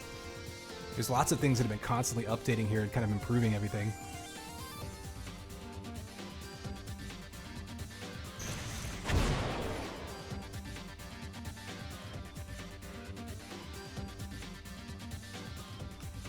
So here we are, Sunade versus Tamerlane, duel number 1 between these two.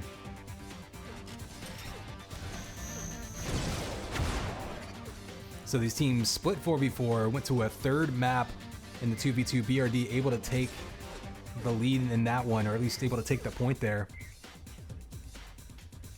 And we'll see if G can come back and earn some more points.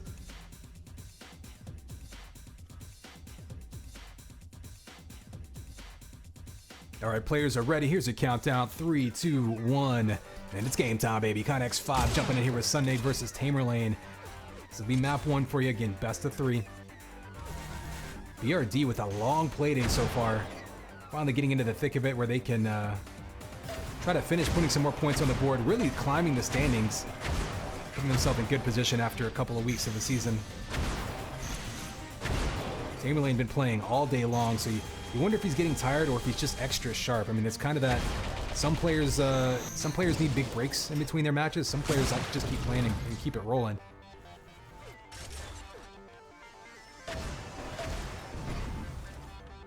So he's gonna grab that first 50. You see Sunade kind of backing off there, trying to pick his spots. We got that belt popping in about 10 seconds.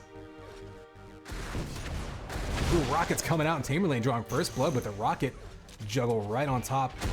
Almost a mid-air rocket. He heard him coming up that lift. Going for the Hail Mary frag video shot. Oh, doesn't get him in time for that belt, so he smacks him with a couple of rockets, but Sunade able to steal that belt from him. Does finally finish him off, but a good denial by Sunade. Unfortunately for Sunade, he couldn't actually get away there, otherwise it would have been a really nice grab.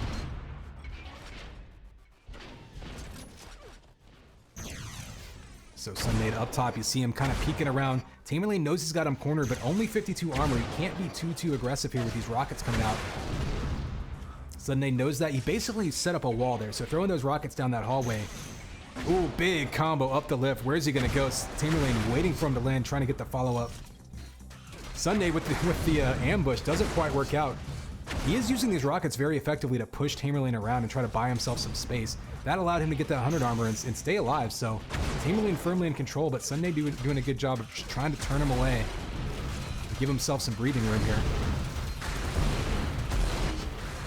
Oh, more rockets by Sunade, baiting him into it. Grabs the belt again, so Sunade, in a map that's often dominated by long-range sniper, shock primary, and even combos, Sunade putting in a lot of work with those charged rockets. Ooh, gets smacked in the face by one himself. Fortunate to come away from that one. Does grab that armor and back up to 150 armor, well in position to try to start a fight to even things out.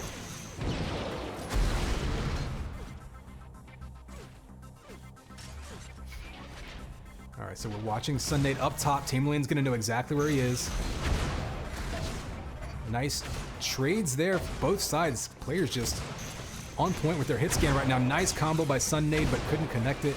Tamerlane's going to grab that 100 armor relatively untouched. Ooh, he has to be careful now. Sunday wants to jump in with those rockets, but getting sniped. And this is the distinct playstyles between these two. Tamerlane very much a fly around the map, poke you down with the sniper rifle over and over, just like he did there. That's his game. So for Sunday to be able to close the gap like he has been and be able to make it a brawling fight up close, charged rockets, flak, link, things like that, that's what he's going to have to do. That said, Tamerlane right now is in great position after winning that fight. 160 health, 150 armor, and pretty much every weapon in the map. So, going for the air rocket himself, decides to back up. And that long-range hit scan, the shock versus sniper, that benefits Tamerlane. Sunday's going to want to close the gap, get that flak and rockets going, because those are the kind of fights, those last couple, that Tamerlane really wants. He's going to beat most people in those situations.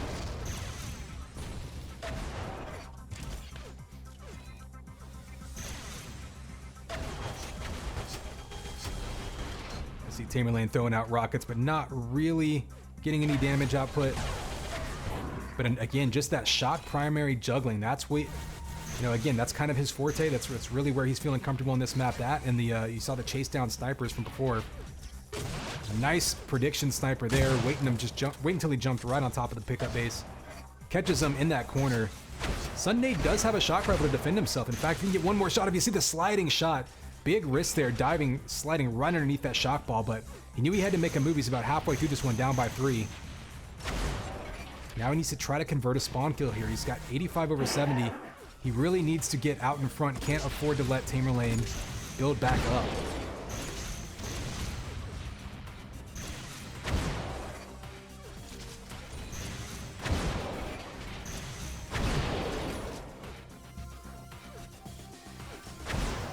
Shot coming out. Ooh, had a nice shock ball lined up. Could have taken him out there. I think Tamerlane was thinking health packs.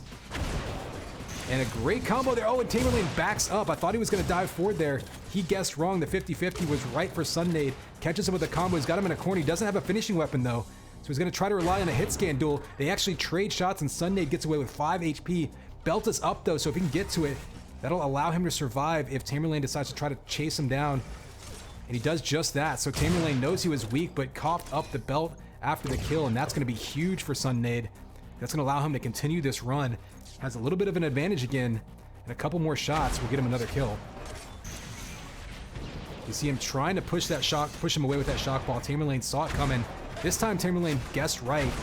Last time he dove backwards after grabbing that 100 armor, and that's what cost him a kill there. Ooh, Sunday trying to jump in his face, but he didn't really have the right weapon out. He was trying to cut him off, pulled out the sniper. I think maybe he wanted rockets or flak out. Didn't have it. So Tamerlane wins that hit scan duel. Oh, and the nice combo. Guessed exactly where he was going, and Tamerlane pushes it back to a 4 frag lead. And you just feel the momentum there. Just all of the, just kind of deflating whenever you can pull out a double kill like that.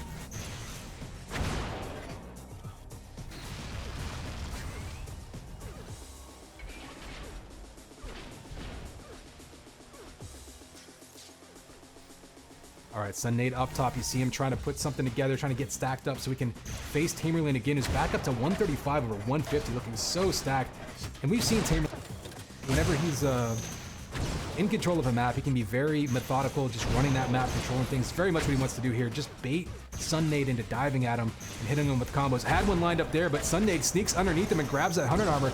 This could be Sunday's opportunity, as Tamerlane now has no armor left, down to 78 over 57. Just looking for him with those rockets. Can't predict where he's going to go. He's not going to head over to to a shield belt. And you see the rockets coming out by Sunday all over the map.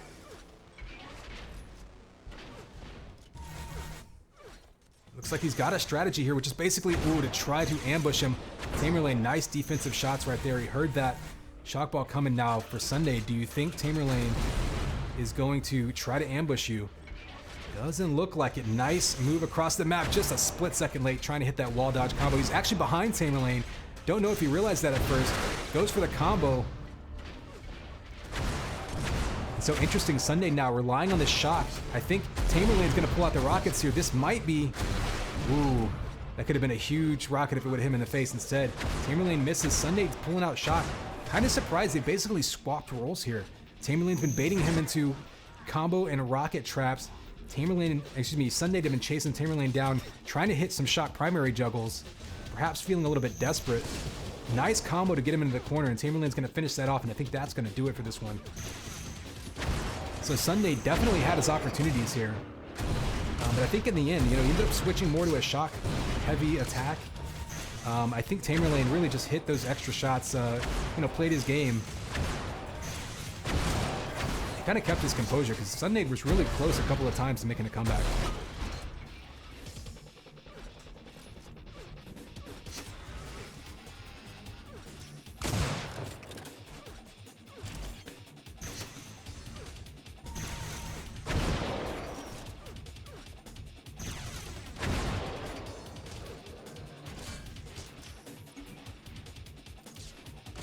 Oh, nice sniper shot in midair there. Pretty easy shot lining up, but with under 2 minutes to go, I think this one's pretty much decided, and these two are just going to be kind of playing it out, maybe keeping warm.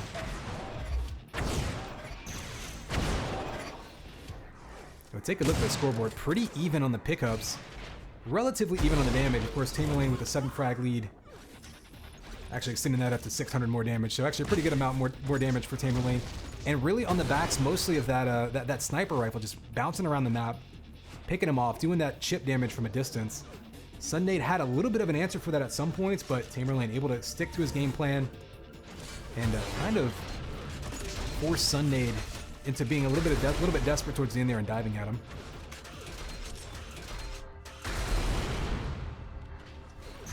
And when people talk about map control, that's really what they're talking about. Item control, but also forcing the other player, basically dictating the flow of combat. Forcing the other player to take fights that you get to dictate.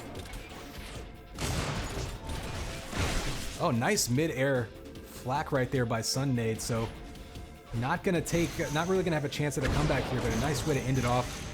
And maybe move into map 2 with a little bit of momentum. Tamerlane here gonna be looking good though. One more map win. Pull out yet another point for BRD today.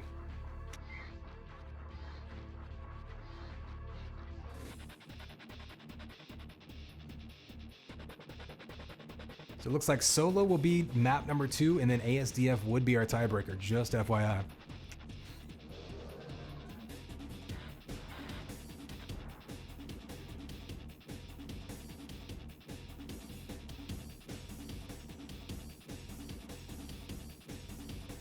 Yeah, I mean, the way Tamerlane's been playing, like I was saying, even in Season 1, Tamerlane at moments looked like he could beat potentially anyone in any given moment.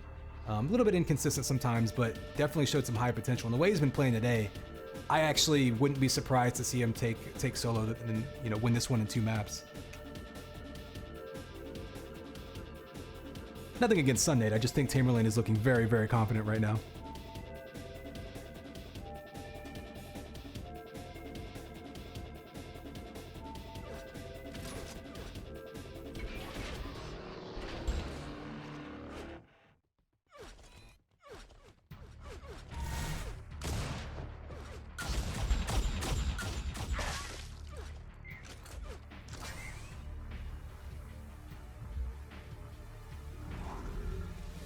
All right, well, players all ready, so we're about to get kicked off here. And here is your countdown, 3, 2, 1, and it's game time, baby. Connex 5 here with map 2 between these two. Tamerlane taking Erase, pulling away at the end there. Sunday kept it close for a while, back and forth, trying to get in his face with the rockets. Tamerlane, though, eventually able to dictate the flow of combat a little bit, baited him into a couple combos, and really just ran away with it from there. This map's a little more close quarters. Sundade's going to be able to try to get in a little bit more close range combat easier than he could in Erase. He was actually doing a really great job early on there. And then Tamerlane did a good job of adjusting to that. Both players super weak early on here. Whoever can hit this first shot, it's going to end up with a kill.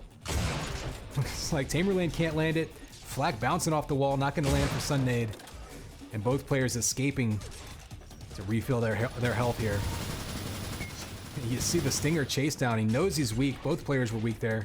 Oh, there's a sniper by Tamerlane. And while this map isn't as open as Erase, it does have a lot of very tight, you see those set shots, sort of prediction shots that you can line up, threading the needle across the map, and that's where Tamerlane will probably get a lot of his free poke damage.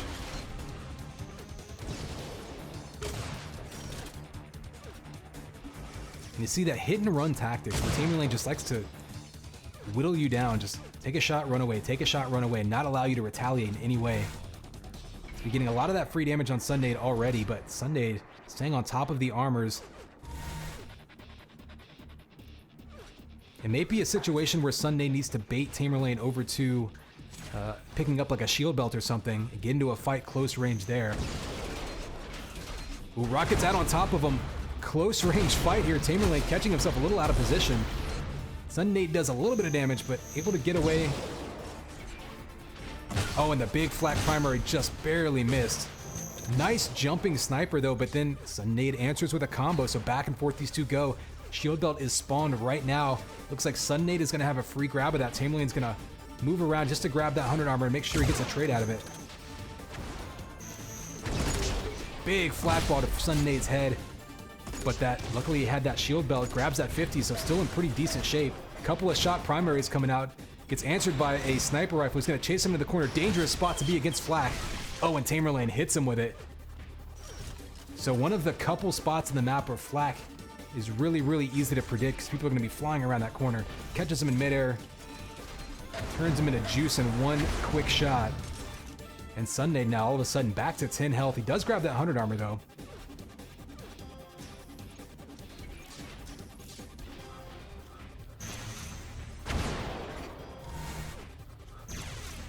Ooh, a big combo there by Tamerlane. Nice patience too to wait, knowing that he was going to back up, let him back up into the combo rather than shooting it as soon as he saw him. Out of position for the shield belt again though, so Sunday has been beating him to these. Oh, actually, I say that, but Tamerlane able to bait him around the corner, gets the kill and the grab just in time to survive that rocket. So a risk there. Could have been a tie game if he guesses wrong, guessed right, made it work, midair Flak. So right now Tamerlane really just guessing correctly on a bunch of these shots, and things are just going his way. And whenever you're on top of the map like that and you're pushing your opponent away with damage all the time, Sunday has rarely had over 100 health this match. You kind of put yourself in a position for good things to happen to you.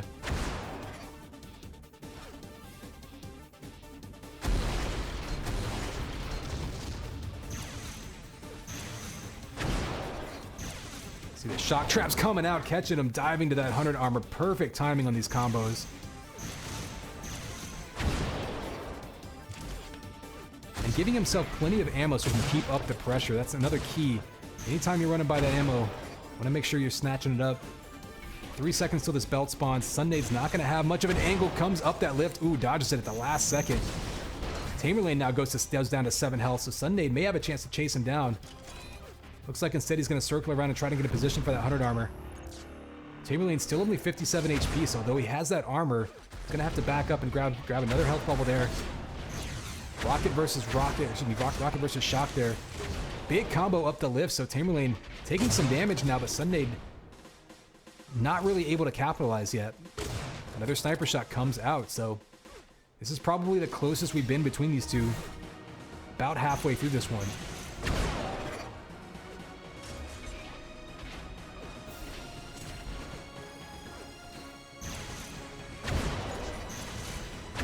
100 armor going to Tamerlane. A bit of a misstep by Sunday. I think he had an opportunity there to get in position and secure that. He's going to back up now. Belt does spawn in about 10 seconds, so he can try to push him off of that big link primary damage there. That was actually very effective at pushing Tamerlane away. Tamer's going to grab that 50 and concede that belt, so Sunday with a bit of a win there. Now he has some shock ammo and a chance to be aggressive. He's going to have to catch him off guard, though. Tamerlane's not going to let him get in his face easily. 100 armor does spawn, so if Sunday wants, he can keep his back to that 100. Try to get some easy damage. Doesn't want to let Tamerlane get around to it. Oh, he misses a jump there. Don't know if that was on purpose, but Tamer's behind him now with rockets. You can chase him down with Link and get his first kill on the board here. Oh, but Tamerlane with the kamikaze. Probably actually a smart move. I don't know if he did that on purpose, but he was definitely going down. Instead, resets Sunday at the same time. That 100 armor is up, and Tamerlane's going to beat him to it. So after that trade, ultimately a net gain probably for Tamerlane out of that one. and then puts another point on the board. So unfortunate there by Sunday. Finally broke him down. Ends up getting kamikazed, and then Tamerlane beats him to the armor.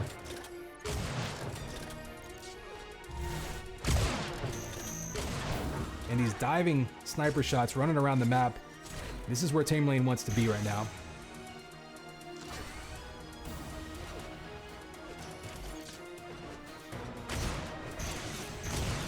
Nice job by Sunday anticipating the prediction shot, not going up the lift, but he ends up eating a rocket anyway, so good weapon switch by Tamer.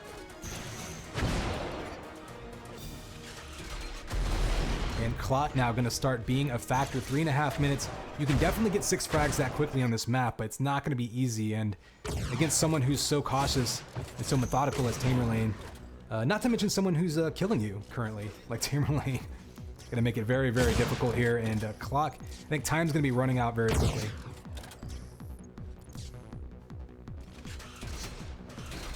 Oh, rockets to the top. That's going to be a killing spree. Take a quick look at the scoreboard here, but Tamer comfortably in the lead on this one. I think we're going to see him take this one 2 maps to nothing, and BRD going to get another point on the board. So BRD with a strong day so far, putting a ton of points on the board. And of course, we're going to have to wait a few more weeks to really see how everything shakes out. Oh, nice headshot.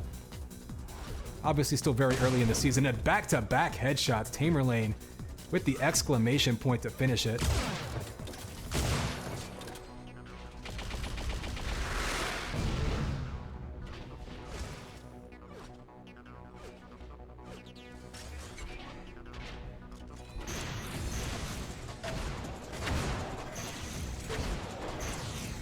We're approaching the 2-minute mark. Let's see if Sunday can at least put a point on the board. We've seen this in some of the previous duels where you kind of just want to end with a moral victory at this point. You know you're not going to win the map, but you want to put together something positive. You want to end on a positive note for yourself. Frankly, I don't think Sunday has played particularly poorly in this matchup. I just think Tamerlane right now is looking very, very solid.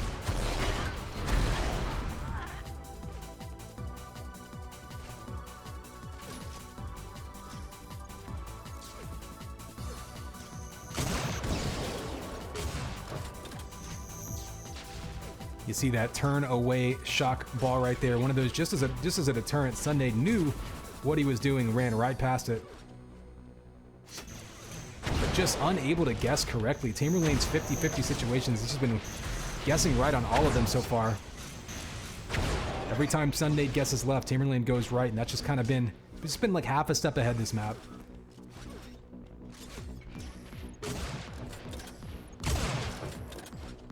So a headshot would do Sunday really well right now. Just missed it there.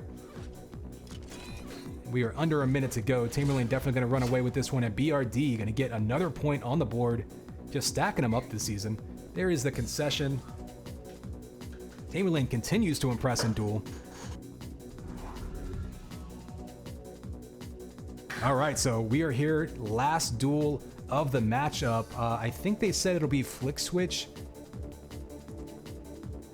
Was it Flick Switch versus Sharkhead? I guess we'll find out. I know they said earlier in chat.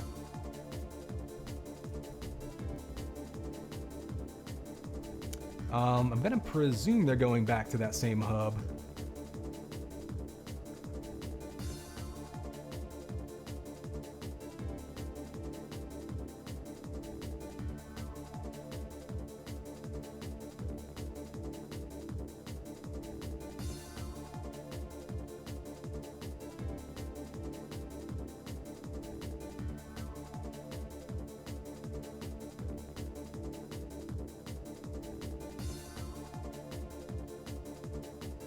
We'll just go ahead and join the hub and see if we've got them in here. Flick Switch is in the server, so if he is indeed the one dueling, we should be in the right place.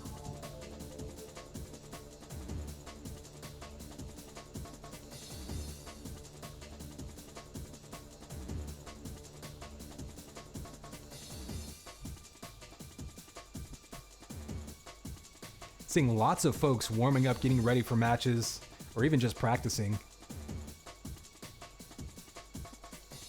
Of course, SAS got their match right after this one. In fact, following this duel match, we'll see SAS, so they're getting some work in themselves there against each other. Intra-clan scrim. All right, here we go. Flick Switch just hosted, so we're going to jump in there.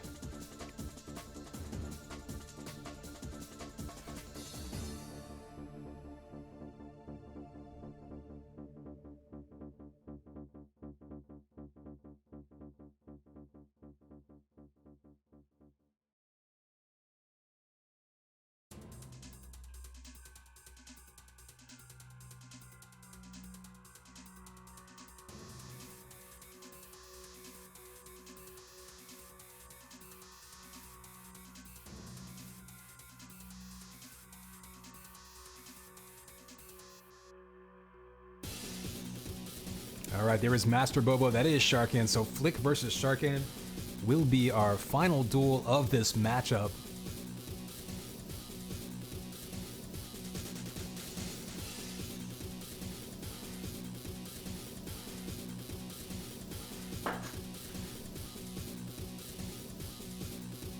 Let's see what the maps are going to be, actually. I haven't taken a look at that.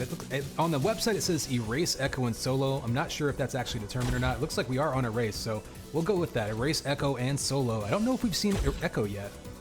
I don't think we've seen it yet today. Have we seen it yet in UTPL, or is it a new one that was added this season? So it might be another first. Again, we saw Nitro earlier for the first time, so some fresh maps coming in here for Season 2.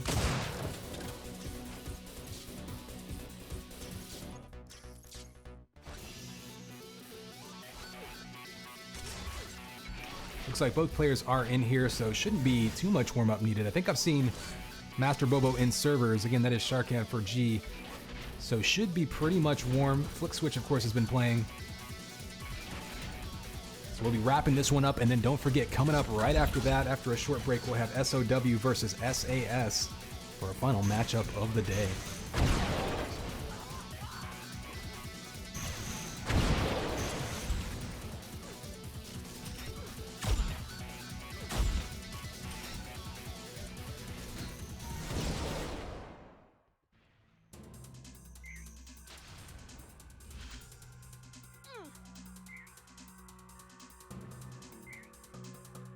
All right, players are ready, so grab your popcorn. We're about to finish this one off.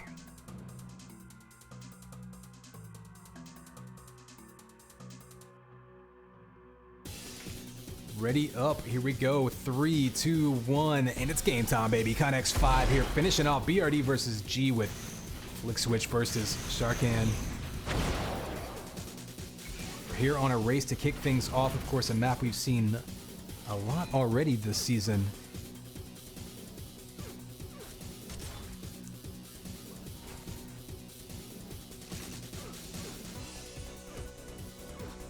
I think it'll be very, very key to see where we are at about the 5-minute point of this matchup, where Flick Switch, I think, is at his best. We saw it earlier in the days. Whenever he's able to take an early lead and then just front run. Just run the map. Oh, there's an early lead right there, up 1-0. Nice Twitch shock primary right there. But if he can get in front and just run the map from ahead, basically, you know, pick up the power-ups, basically starve out and just run the clock out, he's really, really good at that. If he needs to try to nurse a really close lead, if he's constantly in fights, if he's having to come back, certainly, I think that's less in his wheelhouse. So going up 2-0 quickly right now, huge for him. If Master Bobo, aka Sharkan, I might call him one thing or another throughout this match, he needs to close this gap. I think at that 5-minute mark, whoever's in front, I think is probably gonna go ahead and take it. That said, even if it's close, I think that gives Sharkan a chance, but right up 3-0 already, he's definitely going Flick Switch's way. He's the kind of player that if he's up 5-0, 5 minutes into a game, he may just go ahead and win 5-0. And right now he's looking awfully sharp with that shock rifle.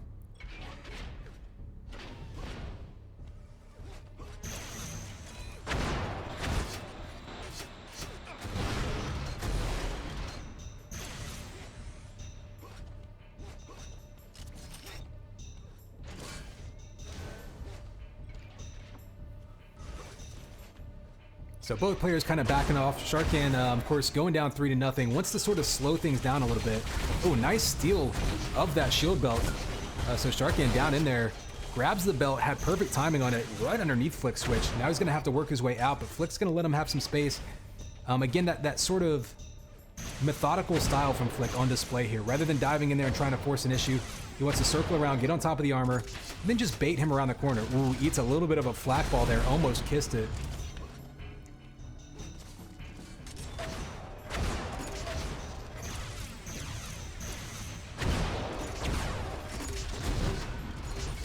Oh, flak ball to the feet, gonna take him out, or take him down to 45 HP. Master Bobo on the run himself down to 42, so the player's just trading damage. Oh, had the opportunity to combo and missed it, and then an anti-combo up the lift. Unfortunate for Sarkhan, but takes him out down 4-0 now. And we're close to the halfway point of this one. And again, I think if Flick is up significantly, not sure what he was typing right there, but if Flick is up significantly at the halfway point, I think he's going to be very, very comfortable just running the clock out the rest of the time. So Sarkhan's going to have a lot of pressure on him. Try to close the gap. There's a flat ball right there. You saw the smiley face, putting his ball right in his top.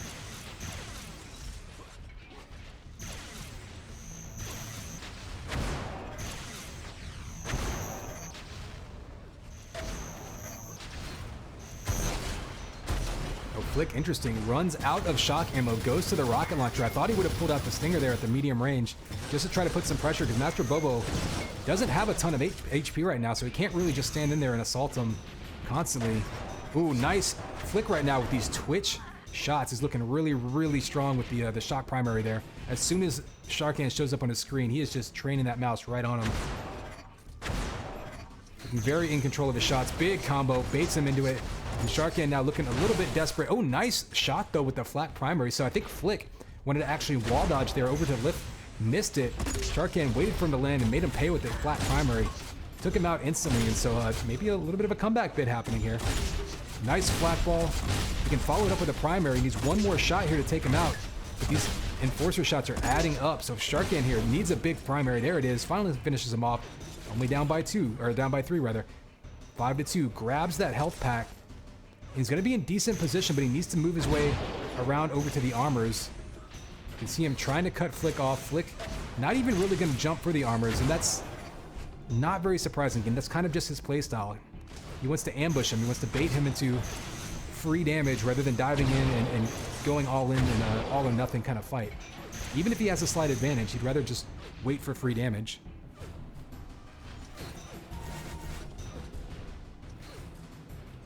That said, you see Belt spawning right now. Flick on top, trying to get a headshot, maybe a combo down on there. Gives it up, doesn't really do any damage though, so Sarkhan up here eating the link gun. Oh, and he bounces him above his head and ends up killing himself. Unfortunate there, Master Bobo. He had Flick Switch in the corner, rocket juggling him, but he bounced him too high and ended up going over his head. Credit to Flick, able to keep that link gun trained on him while flying around in the air. Gets the kill, or more to the point, I guess, induces a self-kill by Sarkhan there. Fortunately for Sarkhan, still has 1 point on the board. That, from a mental standpoint, is very helpful. If you're going to kill yourself, do it when you've got at least 1 point left on the board afterwards.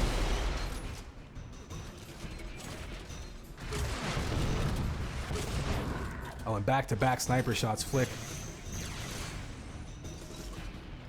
definitely not fatigued after a long day of gaming. His hit scan aim is still looking very, very sharp. That's going to serve him very well for the rest of this map.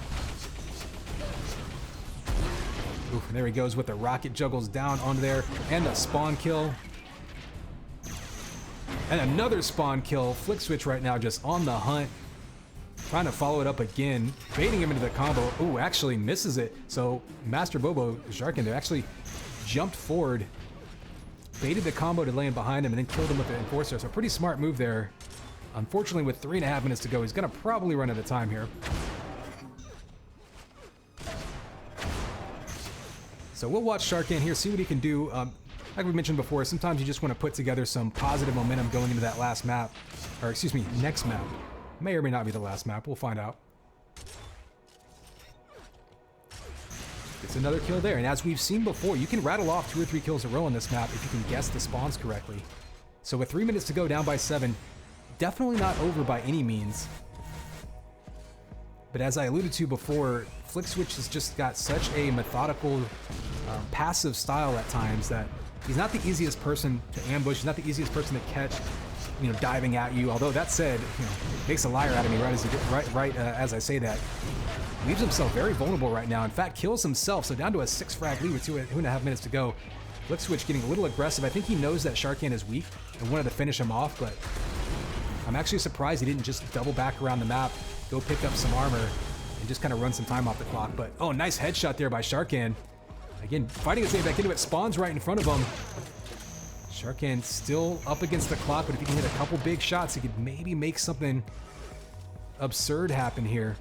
Got a little bit of shock ammo. Nice jump up top. He throws off the prediction combos. Ooh, by Flick Switch. Almost had him with the combo there. Catches him from behind. He needs one more shot. There's the rocket to finish him off. 4-point lead with 2 minutes to go. Sharkan here trying to make it interesting. Oh, he gets ambushed from behind. Flick Switch doesn't kill him, but takes away about half of that armor that he gained from that belt. You see the prediction rocket just misses. Oh, and he misses that. If he had gone up that lift with him, maybe he had a chance to hit him with a sniper rifle. Instead, a much more difficult shot. Misses it. And a bit out of position now. This is going to be very difficult for Sharkan to get any real good shot on Flick Switch now across the map. Oh, looking for a headshot there, but Flick ducked the last second. And Sharkan now going to be running out of time. Looks like he's going to wait for this 100 armor, and then I think after that he's going to have to just sort of blindly push. He might actually blindly push before the 100 armor spawns. He sees that Flick isn't even going to bother attacking it. And that's a smart move by Flick. He's basically forcing Master Bobo to go away from the armor, away from any useful items, and make him attack him without any kind of advantage. And with the shield belt spawning and going to Flick Switch, I think that's going to probably do it right there.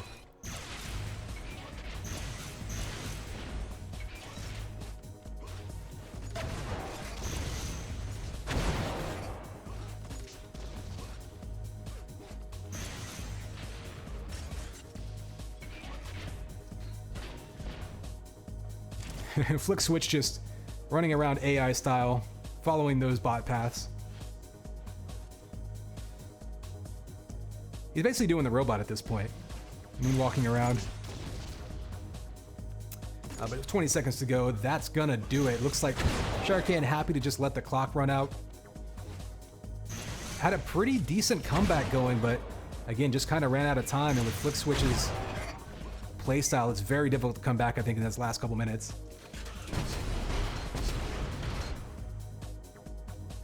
So map 1 to Flick Switch, I think this map was a big advantage for him.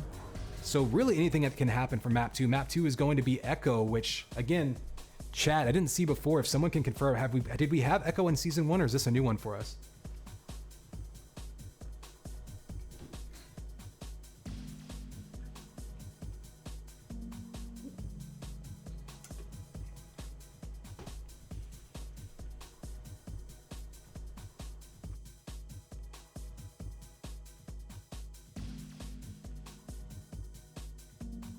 You actually see Sharkan taking more shield belts there, but I think a lot of that just really speaks to, like I've said, the kind of difference in playstyles there. Flick Switch perfectly happy to concede a power-up if it means not risking giving up a point. So here we go, DM Echo. Chat, again, I'm going to rely on you. Is Echo's one of those names? It sounds like it could be a map from a previous game, or it could be a new one. I don't actually remember.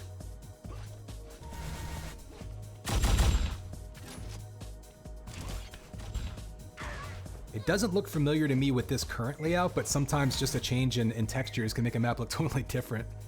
In any case, we're about to get started.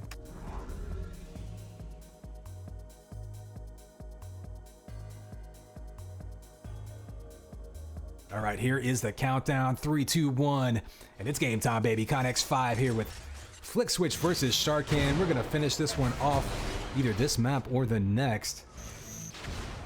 Flick Switch looking very in control in map 1 on a race. Now we are on a brand new map for UTPL, at least for this season, rather.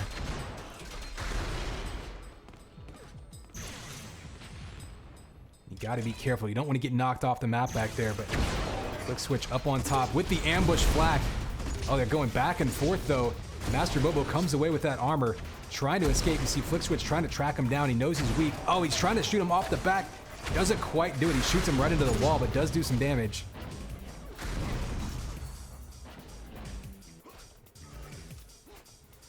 as it is. Flick Switch happy to just ping him down a little bit, run away, pick up some health vials. We're going to be in position for shield belt soon. Your guess is wrong. Thought he might be heading over to it. So actually a pretty leisurely grab of that shield belt by Flick Switch.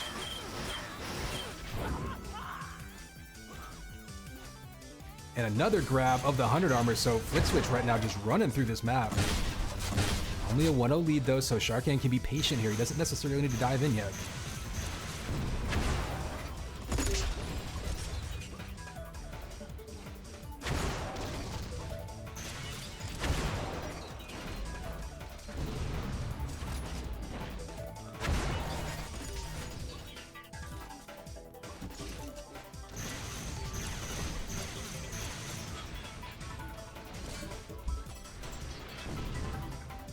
All right, so Flick Switch kind of running around the top of the map right now. I mean, frankly, these two have kind of been olaying each other for a while, but until they run head-to-head with Flak.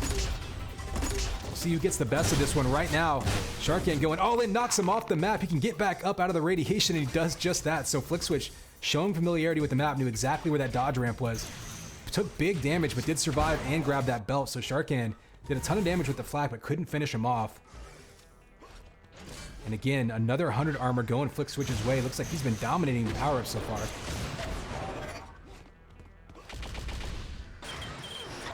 And there is the chase down. Ooh, and a spawn kill. Flick Switch again showing great familiarity with this map.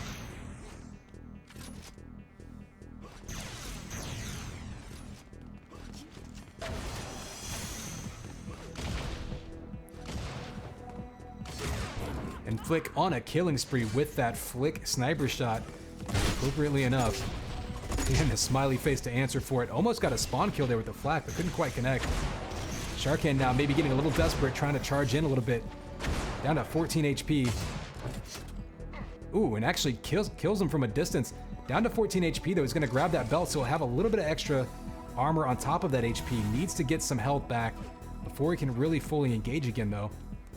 Flick knows that. He's going to grab that 50 armor. See the health bubbles up, but 100 armor is spawned as well. You figure Flick's going to be going for it. Ooh, just waiting for the ambush. So interesting. Flick tends to go from the belt over to that 100 armor whenever they're up. Sharkan did not do that, but Flick figured that he would. So anticipating his movements based on his own preferences.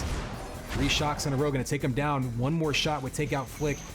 He knows where the health is, but Sharkan's going to try to track him down. Oh, that Flak ball would have done it. Instead, he eats a combo. Flick still looking very, very strong on this one. Echo the same sentiments, well, no pun intended, as the previous map, where if Flick is up significantly at the 5-minute mark, you figure his odds are great to just front run and run that clock out. And put himself in good position so far. One shot away from extending that lead. Sharkan's on top, but couldn't make that combo connect, and he's so weak he really had no other option than to run away. Flick actually misses a jump, but there's enough movement options in this map. It's not really going to cost him there. So Flick right now just looking for the health bubbles, trying to guess where is Sharkan going. Opts to just back up and grab that 100, so again, a patient tactical move here. He knows he needs more health. He's trying to figure out where is he going to go for that health. The health bubbles are kind of spread out around this map. There's not just a few big centers like some of the other maps. You can kind of guess one or two spots that they might be going.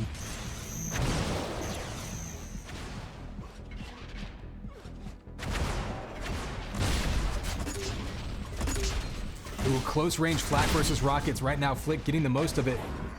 There it is with that Flak primary. Follow up with the shock primary. And up by 6. Halfway point. Again, this is exactly where Flick Switch wants to be. See him just rolling that mouse around, not really afraid. Knows that shield belt is spawning soon, grabs it. And he can be as aggressive or passive as he wants to be at this point. He really gets to dictate the flow of this match from here on out. Big 200 damage combo, and the follow-up primary just melts him down. Catches him again right off the spawn, going for the headshot, and the 360 no-scope headshot. Doesn't get the headshot, gets the sniper, and the follow-up Flak. Flick right now feeling pretty comfortable in his lead here.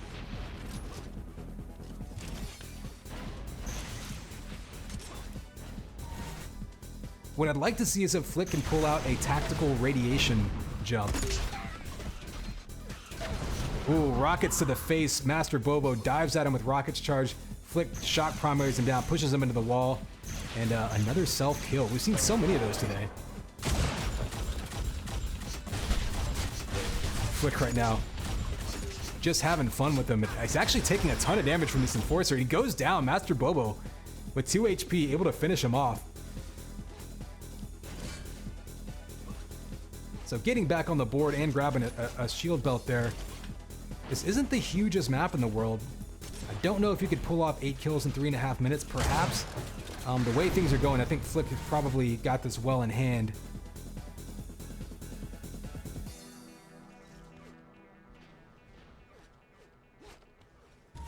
But that said, you see him being careful there, gonna go ahead and grab himself some vials and a shock rifle.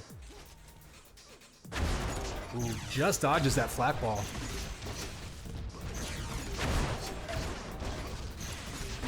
There's a big combo knocking him around. And another one right over the top of that lift, and Flick Switch pulls right back ahead by 9 again. Oh, nice anticipation there, Flick. Obviously cheating. Just knew exactly where he was going to go. Guesses again. I think he's hearing him running up there. But again, just maybe a difference in map knowledge now. It seems like Flick is very, very comfortable with this map.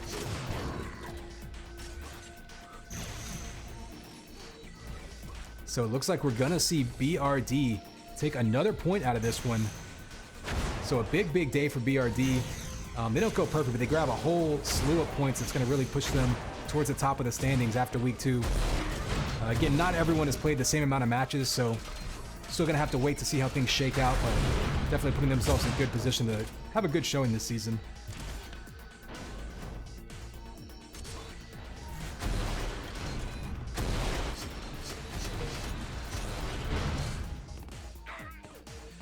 Oh, the jump pad. That's what I was looking for, was the tactical radiation jump pad. I don't think it was really a tactical move that time, but so much as a desperation move. And the headshot off the spawn, just for good measure. And another one. Flick Switch not done, looking for a third.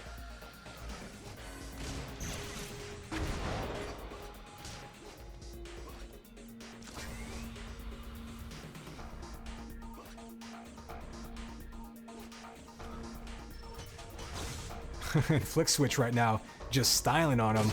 The piston straight over to that 100 armor.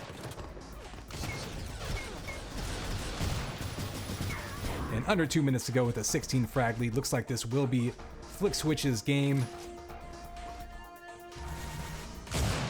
And that will finish it off strong for BRD. Remember, we will have SOW versus SAS following this match after just a short break.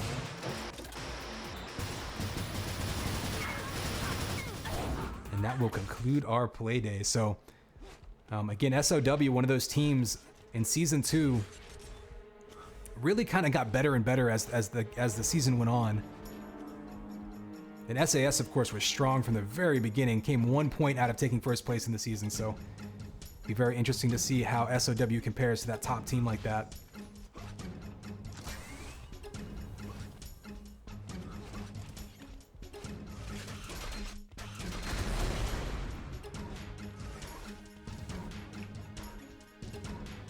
Flick on the hunt right now. They're going to go ahead and finish this one off, just having fun with each other.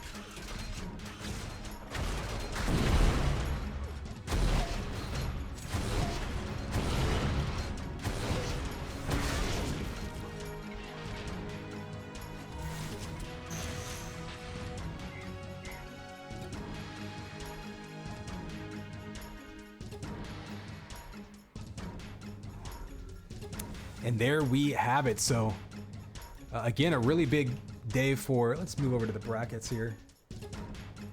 Big day for BRD with 2 matches in a row. Ton of points coming in for them. They're going to move up the standings. I mean, we can take a quick look at the rankings, but of course, not entirely conclusive yet, since some teams